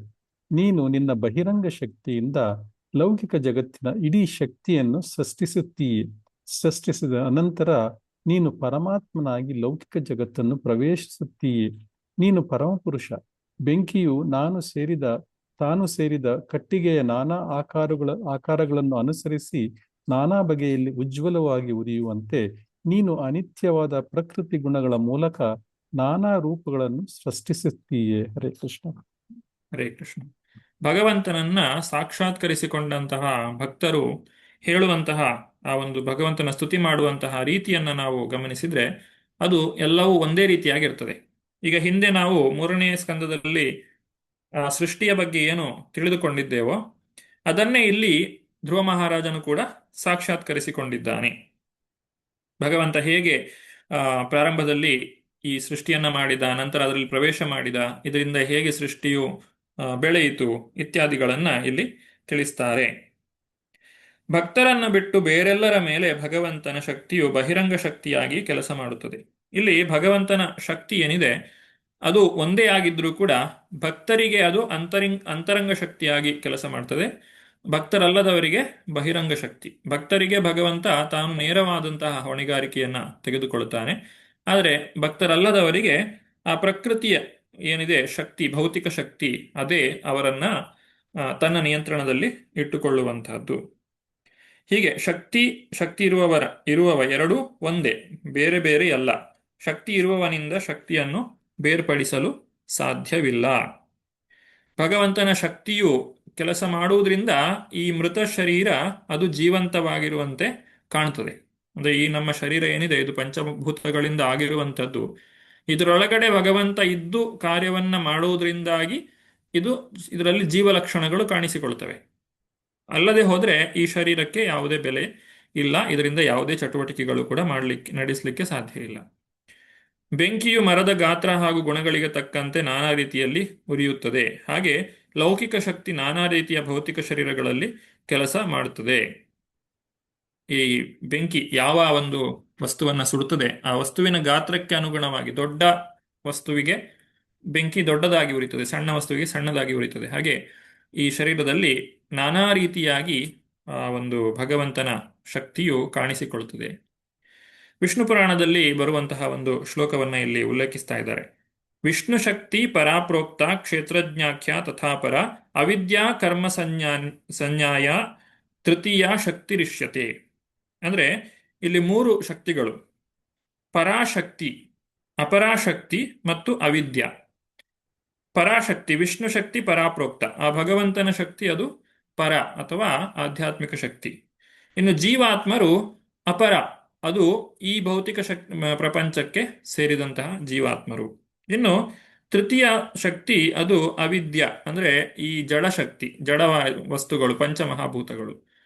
ಈ ಒಂದು ಜೀವಾತ್ಮನು ಯಾವಾಗ ಭಗವಂತನ ಸೇವೆಯಲ್ಲಿ ತೊಡಗ್ತಾನೋ ಆಗ ಅವನು ಭಗವಂತನ ಆಧ್ಯಾತ್ಮಿಕ ಶಕ್ತಿಯ ಅಧೀನದಲ್ಲಿರ್ತಾನೆ. ಹಾಗೂ ಯಾವಾಗ ಅವನು ಅದಕ್ಕೆ ವಿಮುಖನಾಗ್ತಾನೆ, ಕೃಷ್ಣನಿಂದ ವಿಮುಖನಾಗ್ತಾನೆ, ಆಗ ಅವನು ತೃತೀಯ ಶಕ್ತಿಯಾದಂತಹ ಅವಿದ್ಯೆಯ ಒಂದು ಕೆಳಗೆ ಬರ್ತಾನೆ, ಅದರ ಒಂದು ಹಿಡಿತಕ್ಕೆ ಸಿಲುಕಿಕೊಳ್ಳುತ್ತಾನೆ. ಈಗ ಇಲ್ಲಿ ಅವಿದ್ಯೆ ಶಕ್ತಿ ಅಪರಾಶಕ್ತಿಗಿಂತ ಕೆಳಮಟ್ಟದ್ದಾದ್ರೂ ಕೂಡ ಆ ಭಗವಂತನ ಒಂದು ಆದೇಶ ಇರುವ ಕಾರಣಕ್ಕಾಗಿ ಜೀವಾತ್ಮನು ಈ ಭೌತಿಕ ಜಡವಸ್ತುವಿನ ಶಕ್ತಿಯ ಕೆಳಗೆ ತಾನು ಹಿಡಿತಕ್ಕೆ ಸಿಲುಕಿಕೊಳ್ಳುತ್ತಾನೆ. ಈ ರೀತಿ ಆ ಭಗವಂತನ ಶಕ್ತಿಯನ್ನ ಇಲ್ಲಿ ತಿಳಿಸ್ತಾ ಇದ್ದಾರೆ. ಮಾಯಾಶಕ್ತಿ ಮತ್ತೆ ಸ್ವಧಾಮ ಶಕ್ತಿ ಅಂತ ಹೇಳಿ ಹೇಳ್ತಾರೆ. ಮಾಯಾಶಕ್ತಿ ಅಂದ್ರೆ ಭೌತಿಕ ಪ್ರಪಂಚದಲ್ಲಿ ಜೀವಿಗಳನ್ನ ಬಂಧಿಸುವಂತಹ ಶಕ್ತಿ. ಸ್ವಧಾಮ ಶಕ್ತಿ ಅಂತ ಹೇಳಿದ್ರೆ ಭಕ್ತರಿಗೆ ಭಗವಂತನು ನೀಡುವಂತಹ ಶಕ್ತಿಯಾಗಿದೆ. ಮುಂದುವರಿಸ್ತಾ 8ನೆಯ ಶ್ಲೋಕ. ತ್ವದ್ದತ್ತಯಾ ವಯನ ಯುದೇಮ ಚಷ್ಟ ವಿಶ್ವಂ ಸುಪ್ತ ಪ್ರಬುದ್ಧ ಇವ ನಾಥ ಭವತ್ ಪ್ರಪನ್ನಃ ತಸ್ಯಾಪವರ್ಗ್ಯ ಶರಣಂ ತವ ಪಾದಮೂಲಂ ವಿಸ್ಮರ್ಯತೆ ಕೃತವಿಧ ಕಥಮಾರ್ಥ ಬಂಧೋ. ರೂಪಶಂಕರ್ ಮಾತಾಜಿ. ಹರೇ ಕೃಷ್ಣ ಪ್ರಭುಜಿ. ಅನುವಾದ. ಪ್ರಭುವೇ, ಬ್ರಹ್ಮನು ನಿನ್ನನ್ನೇ ಪೂರ್ಣವಾಗಿ ಮರೆಹೊಕ್ಕ. ಆರಂಭದಲ್ಲಿ ನೀನು ಅವನಿಗೆ ಜ್ಞಾನ ದಾನ ಮಾಡಿದೆ. ನಿದ್ರೆಯಿಂದೆದ್ದವನು ಕೂಡಲೇ ತನ್ನ ಕರ್ತವ್ಯಗಳನ್ನು ಅರಿಯುವಂತೆ ಬ್ರಹ್ಮನು ಇಡೀ ವಿಶ್ವವನ್ನು ನೋಡಿ ಅರ್ಥ ಮಾಡಿಕೊಳ್ಳಬಲ್ಲವನಾಗಿದ್ದನು. ಮೋಕ್ಷ ಬಯಸುವವರಿಗೆಲ್ಲ ನೀನೊಬ್ಬನೇ ಆಶ್ರಯದಾತ, ನೀನೇ ಆರ್ತ ಬಂಧು. ಆದ್ದರಿಂದ ಇದನ್ನೆಲ್ಲ ತಿಳಿದ ಪರಿಪೂರ್ಣ ಜ್ಞಾನವುಳ್ಳವನು ನಿನ್ನನ್ನು ಹೇಗೆ ತಾನೇ ಮರೆಯಲು ಸಾಧ್ಯ? ಹರೇ ಕೃಷ್ಣ. ಧನ್ಯವಾದ. ಹರೇ ಕೃಷ್ಣ ಮಾತಾಜಿ. ಆರ್ತ ಬಂಧು ಅಂತ ಹೇಳಿದ್ದಾರೆ ಭಗವದ್ಗೀತೆಯಲ್ಲಿ 7ನೇ ಅಧ್ಯಾಯದ 16ನೇ ಶ್ಲೋಕದಲ್ಲಿ ಭಗವಂತನು ತಿಳಿಸುವಂತಹ ಮಾತು. ಚತುರ್ವಿಧ ಭಜಂತೆ ಮಾಂ, 4 ರೀತಿಯಾದಂತಹ ಜನರು ನನ್ನನ್ನು ಭಜಿಸ್ತಾರೆ. ಆರ್ಥ, ಅರ್ಥಾರ್ಥಿ, ಜಿಜ್ಞಾಸು, ಜ್ಞಾನಿ. ಮೊದಲನೇದು ಆರ್ಥ. ಅದು ಬಹಳ ಕೆಳಮಟ್ಟದ ಒಂದು ಭಕ್ತಿ ಅಂತ ಹೇಳಿದ್ರೆ ಯಾರು ಭಗವಂತನಲ್ಲಿ ಬರ್ತಾ ಇದ್ದಾನೆ, ಪ್ರಾರಂಭಿಕವಾಗಿ ಆದಂತಹ ಭಕ್ತ. ಜೀವನದಲ್ಲಿ ಕಷ್ಟ ಇದೆ, ಹಾಗಾಗಿ ಭಗವಂತನ ಹತ್ರ ಬರುವಂತಹದ್ದು. ಅರ್ಥಾರ್ಥಿ, ದುಡ್ಡು ಬೇಕು ಅಂತ ಹೇಳಿ ಭಗವಂತನ ಹತ್ರ ಬರುವಂತಹದ್ದು. ಆಮೇಲೆ ಜಿಜ್ಞಾಸು, ಏನೋ ಒಂದು ಕುತೂಹಲದಿಂದ ಬರುವಂತಹದ್ದು. ಜ್ಞಾನಿ, ಭಗವಂತ ಯಾರು ಅಂತ ಹೇಳಿ ತಿಳಿದಿದ್ದಾನೆ ಸ್ವಲ್ಪ ಮಟ್ಟಿಗೆ, ಇನ್ನೂ ಹೆಚ್ಚು ತಿಳಿಯಬೇಕು ಅನ್ನುವಂತಹ ಉದ್ದೇಶದಿಂದ ಬರುವಂತಹದ್ದು. ಈ ರೀತಿ 4 ರೀತಿಯಾದಂತಹ ಜನರು. ಇಲ್ಲಿ ಧ್ರುವ ಮಹಾರಾಜನನ್ನು ನಾವು ಯಾವ ರೀತಿಯಾಗಿ ನೋಡಬಹುದು? ಅರ್ಥಾರ್ಥಿ, ಅವನು ಭೌತಿಕವಾದಂತಹ ಆಸೆಗಳನ್ನು ಇಟ್ಟುಕೊಂಡು ಭಗವಂತನಲ್ಲಿ ಬಂದಿರುವಂತಹದ್ದು. ಆದರೆ ಇಲ್ಲಿ ಧ್ರುವ ಮಹಾರಾಜ ತನ್ನನ್ನು ಆರ್ತಬಂಧು ಅಂತ ಹೇಳಿಯೇ ಕರೆದುಕೊಳ್ಳುತ್ತಾನೆ. ಅಂದರೆ ಕಷ್ಟದಲ್ಲಿರುವವನ ಬಾಂಧವ ಭಗವಂತನಾಗಿದ್ದಾನೆ.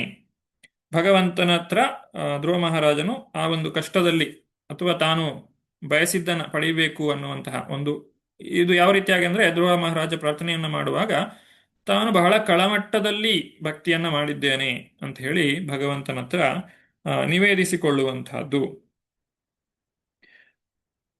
ಮುಂದುವರಿಸ್ತಾ ಇಲ್ಲಿ ಶ್ರೀಲ ಪ್ರಭುಪಾದರು ಒಂದು ಉದಾಹರಣೆಯನ್ನ ನೀಡ್ತಾ ಇದ್ದಾರೆ. ಭಗವಜ್ಞಾನದಿಂದ ಇಡೀ ವಿಶ್ವವನ್ನು ಸಾಧು ಸಂತರು ನೋಡಬಲ್ಲವರಾಗಿದ್ದರು. ಒಬ್ಬ ವ್ಯಕ್ತಿ ಇಡೀ ದಿನ ನಿದ್ದೆ ಮಾಡದಿರಬಹುದು, ಆದರೆ ಅವನಿಗೆ ಆಧ್ಯಾತ್ಮಿಕ ಜ್ಞಾನವಿಲ್ಲದಿರುವುದರಿಂದ ಅವನು ನಿಜವಾಗಿ ನಿದ್ರಾವಸ್ಥೆಯಲ್ಲಿ ಇದ್ದಾನೆಂದೇ ಭಾವಿಸಬೇಕು. ಅವನು ರಾತ್ರಿ ನಿದ್ದೆ ಮಾಡಿ ಹಗಲು ಹೊತ್ತು ತನ್ನ ಕೆಲಸ ಕಾರ್ಯಗಳನ್ನು ನಿರ್ವಹಿಸಬಹುದು, ಆದರೆ ಆಧ್ಯಾತ್ಮಿಕ ಜ್ಞಾನೋದಯದಲ್ಲಿ ಕಾರ್ಯ ಮಾಡುವ ಹಂತಕ್ಕೆ ಬರದೇ ಇದ್ದರೆ ಅವನು ಸದಾ ನಿದ್ರಾವಸ್ಥೆಯಲ್ಲಿ ಇದ್ದಾನೆಂದೇ ಅರ್ಥ. ಯಾರು ಭಕ್ತಿ ಸೇವೆಗೆ ಬಂದಿಲ್ಲವೋ ಅವರು ನಿದ್ರಾವಸ್ಥೆಯಲ್ಲಿ ಇದ್ದಾರೆ, ಅವರಿಗೆ ಆ ಒಂದು ಆಧ್ಯಾತ್ಮಿಕ ಜ್ಞಾನ ಇಲ್ಲ ಅಂತ ಹೇಳಿ ಇಲ್ಲಿ ಶ್ರೀಲ ಪ್ರಭುಪಾದರು ತಿಳಿಸ್ತಾ ಇದ್ದಾರೆ. ಮುಂದುವರಿಸ್ತಾ 9ನೆಯ ಶ್ಲೋಕ. ನೂನಂ ವಿಮುಷ್ಟಮತಯಸ್ತವ ಮಾಯಯಾತೆ ಯೇ ತ್ವಾಂ ಭವಾಪ್ಯಯ ವಿಮೋಕ್ಷಣಮನ್ಯ ಹೇತೋ ಅರ್ಚಂತಿ ಕಲ್ಪತರುರುಂ ಕುಣಪೋಪಭೋಗ್ಯಾ ಮಿಚ್ಛಂತಿ ಯತ್ಪರ್ಷಜಂ ನಿರಯೇಪಿ ನೃಣಾಂ. ಜ್ಯೋತಿಶ್ರೀ ಮಾತಾಜಿ. ಹರೇ ಕೃಷ್ಣ ಪ್ರಭು. ಅನುವಾದ. ಯಾರು ನಿನ್ನನ್ನು ಕೇವಲ ಚರ್ಮದ ಚೀಲವಾದ ಈ ದೇಹದ ಸುಖಕ್ಕಾಗಿ ಪೂಜಿಸುತ್ತಾರೋ ಅವರು ಖಂಡಿತ ನಿನ್ನ ಮಾಯಾಶಕ್ತಿಯಿಂದ ಪ್ರಭಾವಿತರಾದವರು.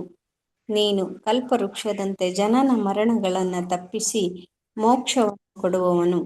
ಇಂತಹ ನಿನ್ನನ್ನು ಪಡೆದಿದ್ದರೂ ನನ್ನಂತಹ ಮೂಢರು ನರಕ ಸದೃಶವಾದ ಪರಿಸ್ಥಿತಿಗಳಲ್ಲಿರುವವರಿಗೂ ದೊರಕುವಂತಹ ಇಂದ್ರಿಯ ಸುಖವನ್ನು ಬೇಡುತ್ತಾರೆ.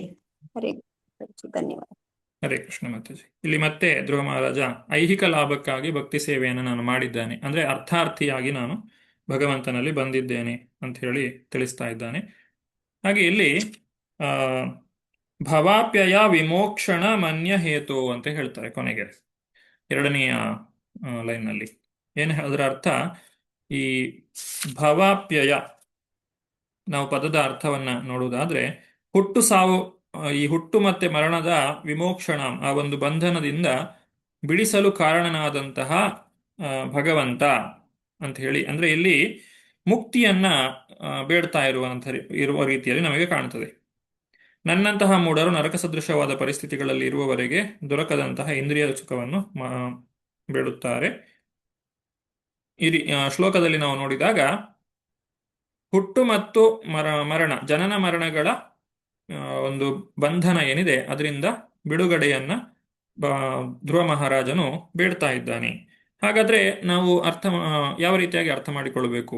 ಭವಾಪ್ಯಯ ವಿಮೋಕ್ಷಣ ಮನ್ಯ ಹೇತು. ನಾವು ಈ ಒಂದು ಮುಕ್ತಿಯೇ ಶ್ರೇಷ್ಠ ಅಂತ ಹೇಳಿ ತಿಳ್ಕೊಳ್ಬೇಕಾ? ಯಾರು ಭಗವಂತನನ್ನ ಪೂಜೆ ಒಂದು ಭಕ್ತಿಯನ್ನ ಮಾಡ್ತಾರೆ ಅಥವಾ ಸಾಧನೆಯನ್ನ ಮಾಡ್ತಾರೆ, ಅವರು ಕೇವಲ ಮುಕ್ತಿಗೋಸ್ಕರ ಅದನ್ನ ಮಾಡ್ತಾರಾ ಅಂತ ಕೇಳುವುದಾದ್ರೆ ಇಲ್ಲ. ಯಾಕಂದ್ರೆ ಮುಕ್ತಿಗಿಂತ ಭಕ್ತಿಯು ಶ್ರೇಷ್ಠ ಅಂತ ಹೇಳಿ ಚೈತನ್ಯ ಮಹಾಪ್ರಭುಗಳು ನಮಗೆ ತಿಳಿಸಿಕೊಟ್ಟಿದ್ದಾರೆ. ಭಕ್ತಿ ಅನ್ನುವುದನ್ನ ಯಾವ ರೀತಿಯಾಗಿ ಹೇಳ್ತಾರೆ ಇಲ್ಲಿ? ನಧನಂ ನ ಜನಂ ನ ಸುಂದರಿಂ ಕವಿತಾಂ ವಾ ಜಗದೀಶ ಕಾಮಯೇ ಮಮ ಜನ್ಮನಿ ಜನ್ಮನೀಶ್ವರೇ ಭವತಾತ್ ಭಕ್ತಿರಹೈತು ಕಿತ್ವಿ. ಜನ್ಮ ಜನ್ಮಗಳಲ್ಲಿ ಭಗವಂತನ ಭಕ್ತಿಯು ನನಗೆ ದೊರಕಲಿ. ಅಂದ್ರೆ ಮುಕ್ತಿಗೂ ಕೂಡ ಭಕ್ತನು ಕೇಳುವುದಿಲ್ಲ ಅನ್ನುವುದನ್ನು ನಾವಿಲ್ಲಿ ಅರ್ಥ ಮಾಡಿಕೊಳ್ಬಹುದು. ಅದನ್ನ ಇಲ್ಲಿ 10ನೇ ಶ್ಲೋಕದಲ್ಲಿ ಭಗವದ್ಭಕ್ತಿಯನ್ನ ಪಡೆಯುವುದರ ಪ್ರಾಮುಖ್ಯತೆಯ ಬಗ್ಗೆ ನಮಗೆ ತಿಳಿಸಿಕೊಡ್ತಾರೆ. ಯಾ ನಿರ್ವೃತಿಸ್ತನುಭೃತಾಂ ತವ ಪಾದ ಪದ್ಮ ಧ್ಯಾನಾದ್ಭವಜ್ಜನ ಕಥಾ ಶ್ರವಣೇನ ವಾ ಸ್ಯಾತ್ ಸಾ ಬ್ರಹ್ಮಣಿ ತ್ವಮಹಿಮನ್ಯಪಿ ನಾಥ ಮಾ ಭೂತ್ ಕಿಂ ತ್ವಂತಕಾಸಿಲುಲಿತಾತ್ ಪತತಾಂ ವಿಮಾನಾತ್. ಶೋಭಾ ಮಾತಾಜಿ. ಹರೇ ಕೃಷ್ಣ. ಭಗವಂತನೇ, ನಿನ್ನ ಪಾದಾರವಿಂದಗಳನ್ನು ಭಜಿಸುವುದರಿಂದ ಅಥವಾ ಶುದ್ಧ ಭಕ್ತರಿಂದ ನಿನ್ನ ಮಹಿಮೆಗಳನ್ನು ಶ್ರವಣ ಮಾಡುವುದರಿಂದ ದೊರಕುವ ದಿವ್ಯ ಸುಖವು ಎಷ್ಟು ಅಪರಿಮಿತವೆಂದರೆ ಅದು ಬ್ರಹ್ಮಾನಂದದ ನೆಲೆಗೂ ಮೀರಿದ್ದು.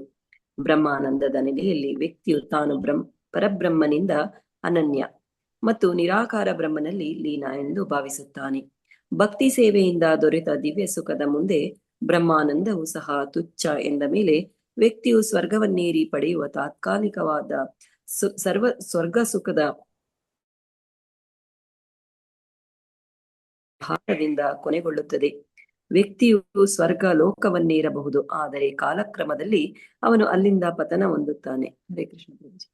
ಹರೇ ಕೃಷ್ಣ. ಇಲ್ಲಿ ಸಂತೋಷ, ಆನಂದ ಅಂತ ಹೇಳಿದ್ರೆ ಅತಿ ಕೆಳಮಟ್ಟದ ಸಂತೋಷ ಅದು ಇಂದ್ರಿಯಗಳಿಂದ ಬರುವಂತಹದ್ದು. ಇಂದ್ರಿಯ ಸುಖ, ಕಣ್ಣು, ಕಿವಿ, ಮೂಗು, ನಾಲಿಗೆ, ಚರ್ಮಗಳು ಶಬ್ದ, ಸ್ಪರ್ಶ, ರೂಪ, ರಸಗಂಧವನ್ನ ಪಡೆದಾಗ ಸಿಗುವಂತಹ ಆನಂದ. ಅದಕ್ಕಿಂತ ಉತ್ತಮವಾದದ್ದು ಬ್ರಹ್ಮಾನಂದ. ಆದರೆ ಬ್ರಹ್ಮಾನಂದಕ್ಕಿಂತಲೂ ಉತ್ತಮವಾದದ್ದು ಭಗವಂತನ ಭಕ್ತಿ ಸೇವೆಯನ್ನ ಮಾಡುವುದರಲ್ಲಿ ಉಂಟಾಗುವಂತಹ ಸಿಗುವಂತಹ ಒಂದು ಆನಂದ. ಇಂತಹ ಆ ಒಂದು ದಿವ್ಯ ಸುಖ ಏನಿದೆ ಅದರ ಮುಂದೆ ಬ್ರಹ್ಮಾನಂದವು ಕೂಡ ಏನೂ ಅಲ್ಲ. ಇಲ್ಲಿ ಸ್ವರ್ಗ ಸುಖ ಅಂತ ಹೇಳಿದ್ರೆ ಇಂದ್ರಿಯ ಭೋಗ. ಸ್ವರ್ಗದಲ್ಲಿ ಹೋದಾಗ ಇಂದ್ರಿಯ ಭೋಗದ ಒಂದು ಅವಕಾಶ ದೊರಕ್ತದೆ. ಅದಕ್ಕಿಂತ ಉತ್ತಮವಾದದ್ದು ಬ್ರಹ್ಮಾನಂದ. ಆದರೆ ಅದಕ್ಕಿಂತಲೂ ಶ್ರೇಷ್ಠವಾದದ್ದು ಭಗವಂತನ ಭಕ್ತಿ ಸೇವೆ. ಅದ್ವೈತವಾದಿಗಳು ತಿಳಿದಿರುವಂತೆ ಜನನ ಮರಣಗಳ ಚಕ್ರದಿಂದ ಬಿಡುಗಡೆ ಹೊಂದುವವನು ಪರಬ್ರಹ್ಮನಲ್ಲಿ ಐಕ್ಯನಾಗುತ್ತಾನೆ. ಇಲ್ಲಿ ಭಗವಂತನ ದಿವ್ಯ ಶರೀರದ ಸುತ್ತ ಇರುವಂತಹ ಆ ಒಂದು ಬ್ರಹ್ಮ ತೇಜಸ್ಸು ಏನಿದೆ ಅದರಲ್ಲಿ ಐಕ್ಯನಾಗುವಂತಹ ಒಂದು ಅವಕಾಶವನ್ನು ಪಡೆದ ವ್ಯಕ್ತಿ ಬ್ರಹ್ಮಾನಂದವನ್ನ ಪಡೆಯುತ್ತಾನೆ. ಆದರೆ ಅಲ್ಲಿಂದಲೂ ಪತನಗೊಳ್ಳುವಂತಹ ಒಂದು ಅವಕಾಶಗಳು ಇರ್ತವೆ. ಕ್ಷೀಣೆ ಪುಣ್ಯ ಮರ್ತ್ಯಲೋಕಂ ವಿಶಂತಿ, ಭಗವದ್ಗೀತೆಯಲ್ಲಿ ಶ್ರೀಕೃಷ್ಣನು ತಿಳಿಸುವಂತಹ ಮಾತು. ಹಾಗೆಯೇ ಅಂತಕಾಸಿ ಲುಲಿತಾತ್, ಇಹಲೋಕದಲ್ಲಿ ಕಾಲಖಡ್ಗದ ಪ್ರಹಾರದಿಂದ ವ್ಯಕ್ತಿಯು ಉನ್ನತ ಸ್ಥಾನವನ್ನ ಕಳೆದುಕೊಂಡು ಮತ್ತೆ ಕೆಳಕ್ಕೆ ಬೀಳಬಹುದು. ಹಾಗಾದರೆ ಭಕ್ತಿ ಸೇವೆ ಅನ್ನುವುದು ಮುಕ್ತಿಗಿಂತಲೂ ಶ್ರೇಷ್ಠ ಅಂತಾಯಿತು. ಹಾಗೆ ಆ ಭಕ್ತಿ ಸೇವೆಯನ್ನ ಪಡೆಯುವುದು ಹೇಗೆ? ಭಕ್ತಿ ಯಾರಲ್ಲಿ ಇದೆ? ಭಕ್ತಿಯನ್ನ ಪಡೆಯಬೇಕಂದ್ರೆ ಭಕ್ತರಿಂದ ಪಡೆಯಬೇಕು. ಅದಕ್ಕೆ ಭಕ್ತರ ಸಂಘವನ್ನ ಪಡೆಯಬೇಕು. ಇಲ್ಲಿ ಭಕ್ತರ ಸಂಘದ ಒಂದು ಮಹತ್ವವನ್ನ ತಿಳಿಸ್ತಾ ಇದ್ದಾರೆ. ಭಕ್ತಿಂ ಮುಹು ಪ್ರವಹತಾಂ ತ್ವಯಿ ಮೇ ಪ್ರಸಂಗೋ ಭೂಯಾದನಂತ ಮಹತಾ ಮಮಲಾಶಯಾನಾಂ ಏನಾಂಜಸೋಲ್ಬಣಮುರು ವ್ಯಸನಂ ಭವಾಬ್ಧಿಂ ನ್ಯೇಷ್ಯೇ ಭವದ್ಗುಣ ಕಥಾಮೃತಪಾನಮತ್ತಃ. ಶಶಿಕುಮಾರ್ ಪ್ರಭು. ಹರೇ ಕೃಷ್ಣ ಪ್ರಭು. ಧ್ರುವ ಮಹಾರಾಜನು ಮುಂದುವರಿಸಿದನು. ಅನಂತ ಪ್ರಭುವೇ, ನದಿಯ ತರಂಗಗಳು ಸತತವಾಗಿ ಹರಿಯುವಂತೆ ನನಗೆ ವರತವಾಗಿ ನಿನ್ನ ದಿವ್ಯ ಪ್ರೇಮಪೂರ್ಣವಾದ ಸೇವೆಯಲ್ಲಿ ನಿರತರಾಗಿರುವ ಶ್ರೇಷ್ಠ ಭಕ್ತರ ಸಂಘ ಲಭಿಸುವಂತೆ ಅನುಗ್ರಹ ಮಾಡು. ಅಂತಹ ದಿವ್ಯ ಭಕ್ತರು ಸಂಪೂರ್ಣ ನಿಷ್ಕಲ್ಮಶ ಸ್ಥಿತಿಯಲ್ಲಿರುವವರು. ಭಕ್ತಿ ಸೇವೆಯ ವಿಧಾನದಿಂದ ನಾನು ಉರಿಯುವ ಬೆಂಕಿಯಂತೆ ಅಪಾಯಕಾರಿಯಾದ ಅಲೆಗಳಿಂದ ತುಂಬಿದ ಅಜ್ಞಾನಮಯವಾದ ಸಂಸಾರ ಸಾಗರವನ್ನು ದಾಟಲು ಖಂಡಿತ ಸಾಧ್ಯವಾಗುತ್ತದೆ. ಇದು ನನಗೆ ತುಂಬಾ ಸುಲಭ, ಏಕೆಂದರೆ ನಿನ್ನ ಶಾಶ್ವತವಾದ ದಿವ್ಯ ಗುಣಗಳು, ಲೀಲೆಗಳ ಬಗ್ಗೆ ಶ್ರವಣ ಮಾಡುವ ಹುಚ್ಚು ನನಗೆ ಹಿಡಿದಿದೆ. ಹರೇ ಕೃಷ್ಣ. ಹರೇ ಕೃಷ್ಣ. ಹುಚ್ಚು ಹಿಡಿದಿದೆ. ದಾಸರು ಒಂದು ಕಡೆ ಹಾಡ್ತಾರೆ, ಹುಚ್ಚು ಹಿಡಿದಿದೆ ಅಂತ ಹೇಳಿ. ಯಾರಿಗೆ ಹುಚ್ಚು ಹಿಡಿದಿದೆ ಅಂತ? ಭೌತಿಕವಾದಿಗಳಿಗೆ ಹಿಡಿದಿದೆಯಾ ಹುಚ್ಚು, ಅಥವಾ ಅಧ್ಯಾತ್ಮದ ಸಾಧನೆ ಮಾಡುವವರಿಗ? ಭೌತಿಕ ಜೀವನದಲ್ಲಿರುವವರಿಗೆ ಆಧ್ಯಾತ್ಮಿಕ ಜೀವನದಲ್ಲಿರುವವರು ಹುಚ್ಚರ ಹಾಗೆ ಕಾಣ್ತಾರೆ. ಹಾಗೆ ಆಧ್ಯಾತ್ಮಿಕ ಜೀವನದಲ್ಲಿರುವವರಿಗೆ ಭೌತಿಕವಾದಿಗಳು ಹುಚ್ಚರಂತೆ ಕಾಣ್ತಾರೆ. ಪ್ರಹ್ಲಾದ ಮಹಾರಾಜರು ಒಂದು ಕಡೆ ಹೇಳ್ತಾರೆ, ಯಾಕೆ ಜನರು ಈ ರೀತಿಯಾಗಿ ದ್ವೇಷವನ್ನ ಮಾಡ್ತಾರೆ, ಒಬ್ಬರ ಮೇಲೆ ಒಬ್ಬರು ಆಕ್ರಮಣವನ್ನ ಮಾಡ್ತಾರೆ? ಆಧ್ಯಾತ್ಮದಲ್ಲಿ ಸಂಪೂರ್ಣವಾಗಿ ಮುಳುಗಿರುವವರಿಗೆ ಭೌತಿಕವಾದಿಗಳ ಕಾರ್ಯಚಟುವಟಿಕೆಗಳು ಹುಚ್ಚಿನಂತೆ ಕಾಣ್ತದೆ. ಹಾಗೆ ಆಧ್ಯಾತ್ಮಿಕವಾದಿಗಳ ಆ ಒಂದು ಭಕ್ತಿ ಕಾರ್ಯಗಳು ಸಾಮಾನ್ಯರಿಗೆ ಹುಚ್ಚರ ಹಾಗೆ ಕಾಣ್ತದೆ. ಜನರು ಸದಾಕಾಲ ಭಗವಂತನ ನಾಮವನ್ನೇ ಜಪ ಮಾಡ್ತಾ ಇರುವಂತಹದ್ದು, ಹುಚ್ಚರ ಹಾಗೆ ಕುಣಿಯುವಂತಹದ್ದು, ಭಗವಂತನ ಲೀಲೆಗಳನ್ನ ಶ್ರವಣ ಮಾಡಿದ ಹಾಗ, ಇದು ಒಂದು ರೀತಿಯಾದಂತಹ ಹುಚ್ಚು.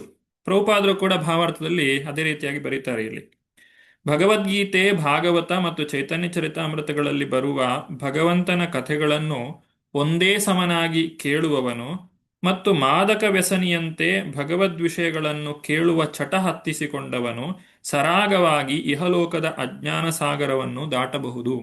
ಇದು ಒಂದು ಒಳ್ಳೆಯ ಹುಚ್ಚು ಅಂತ ಹೇಳ್ತಾರೆ. ಇದೊಂದು ಒಳ್ಳೆಯ ಚಟ. ಯಾವುದು ಈ ಚಟ?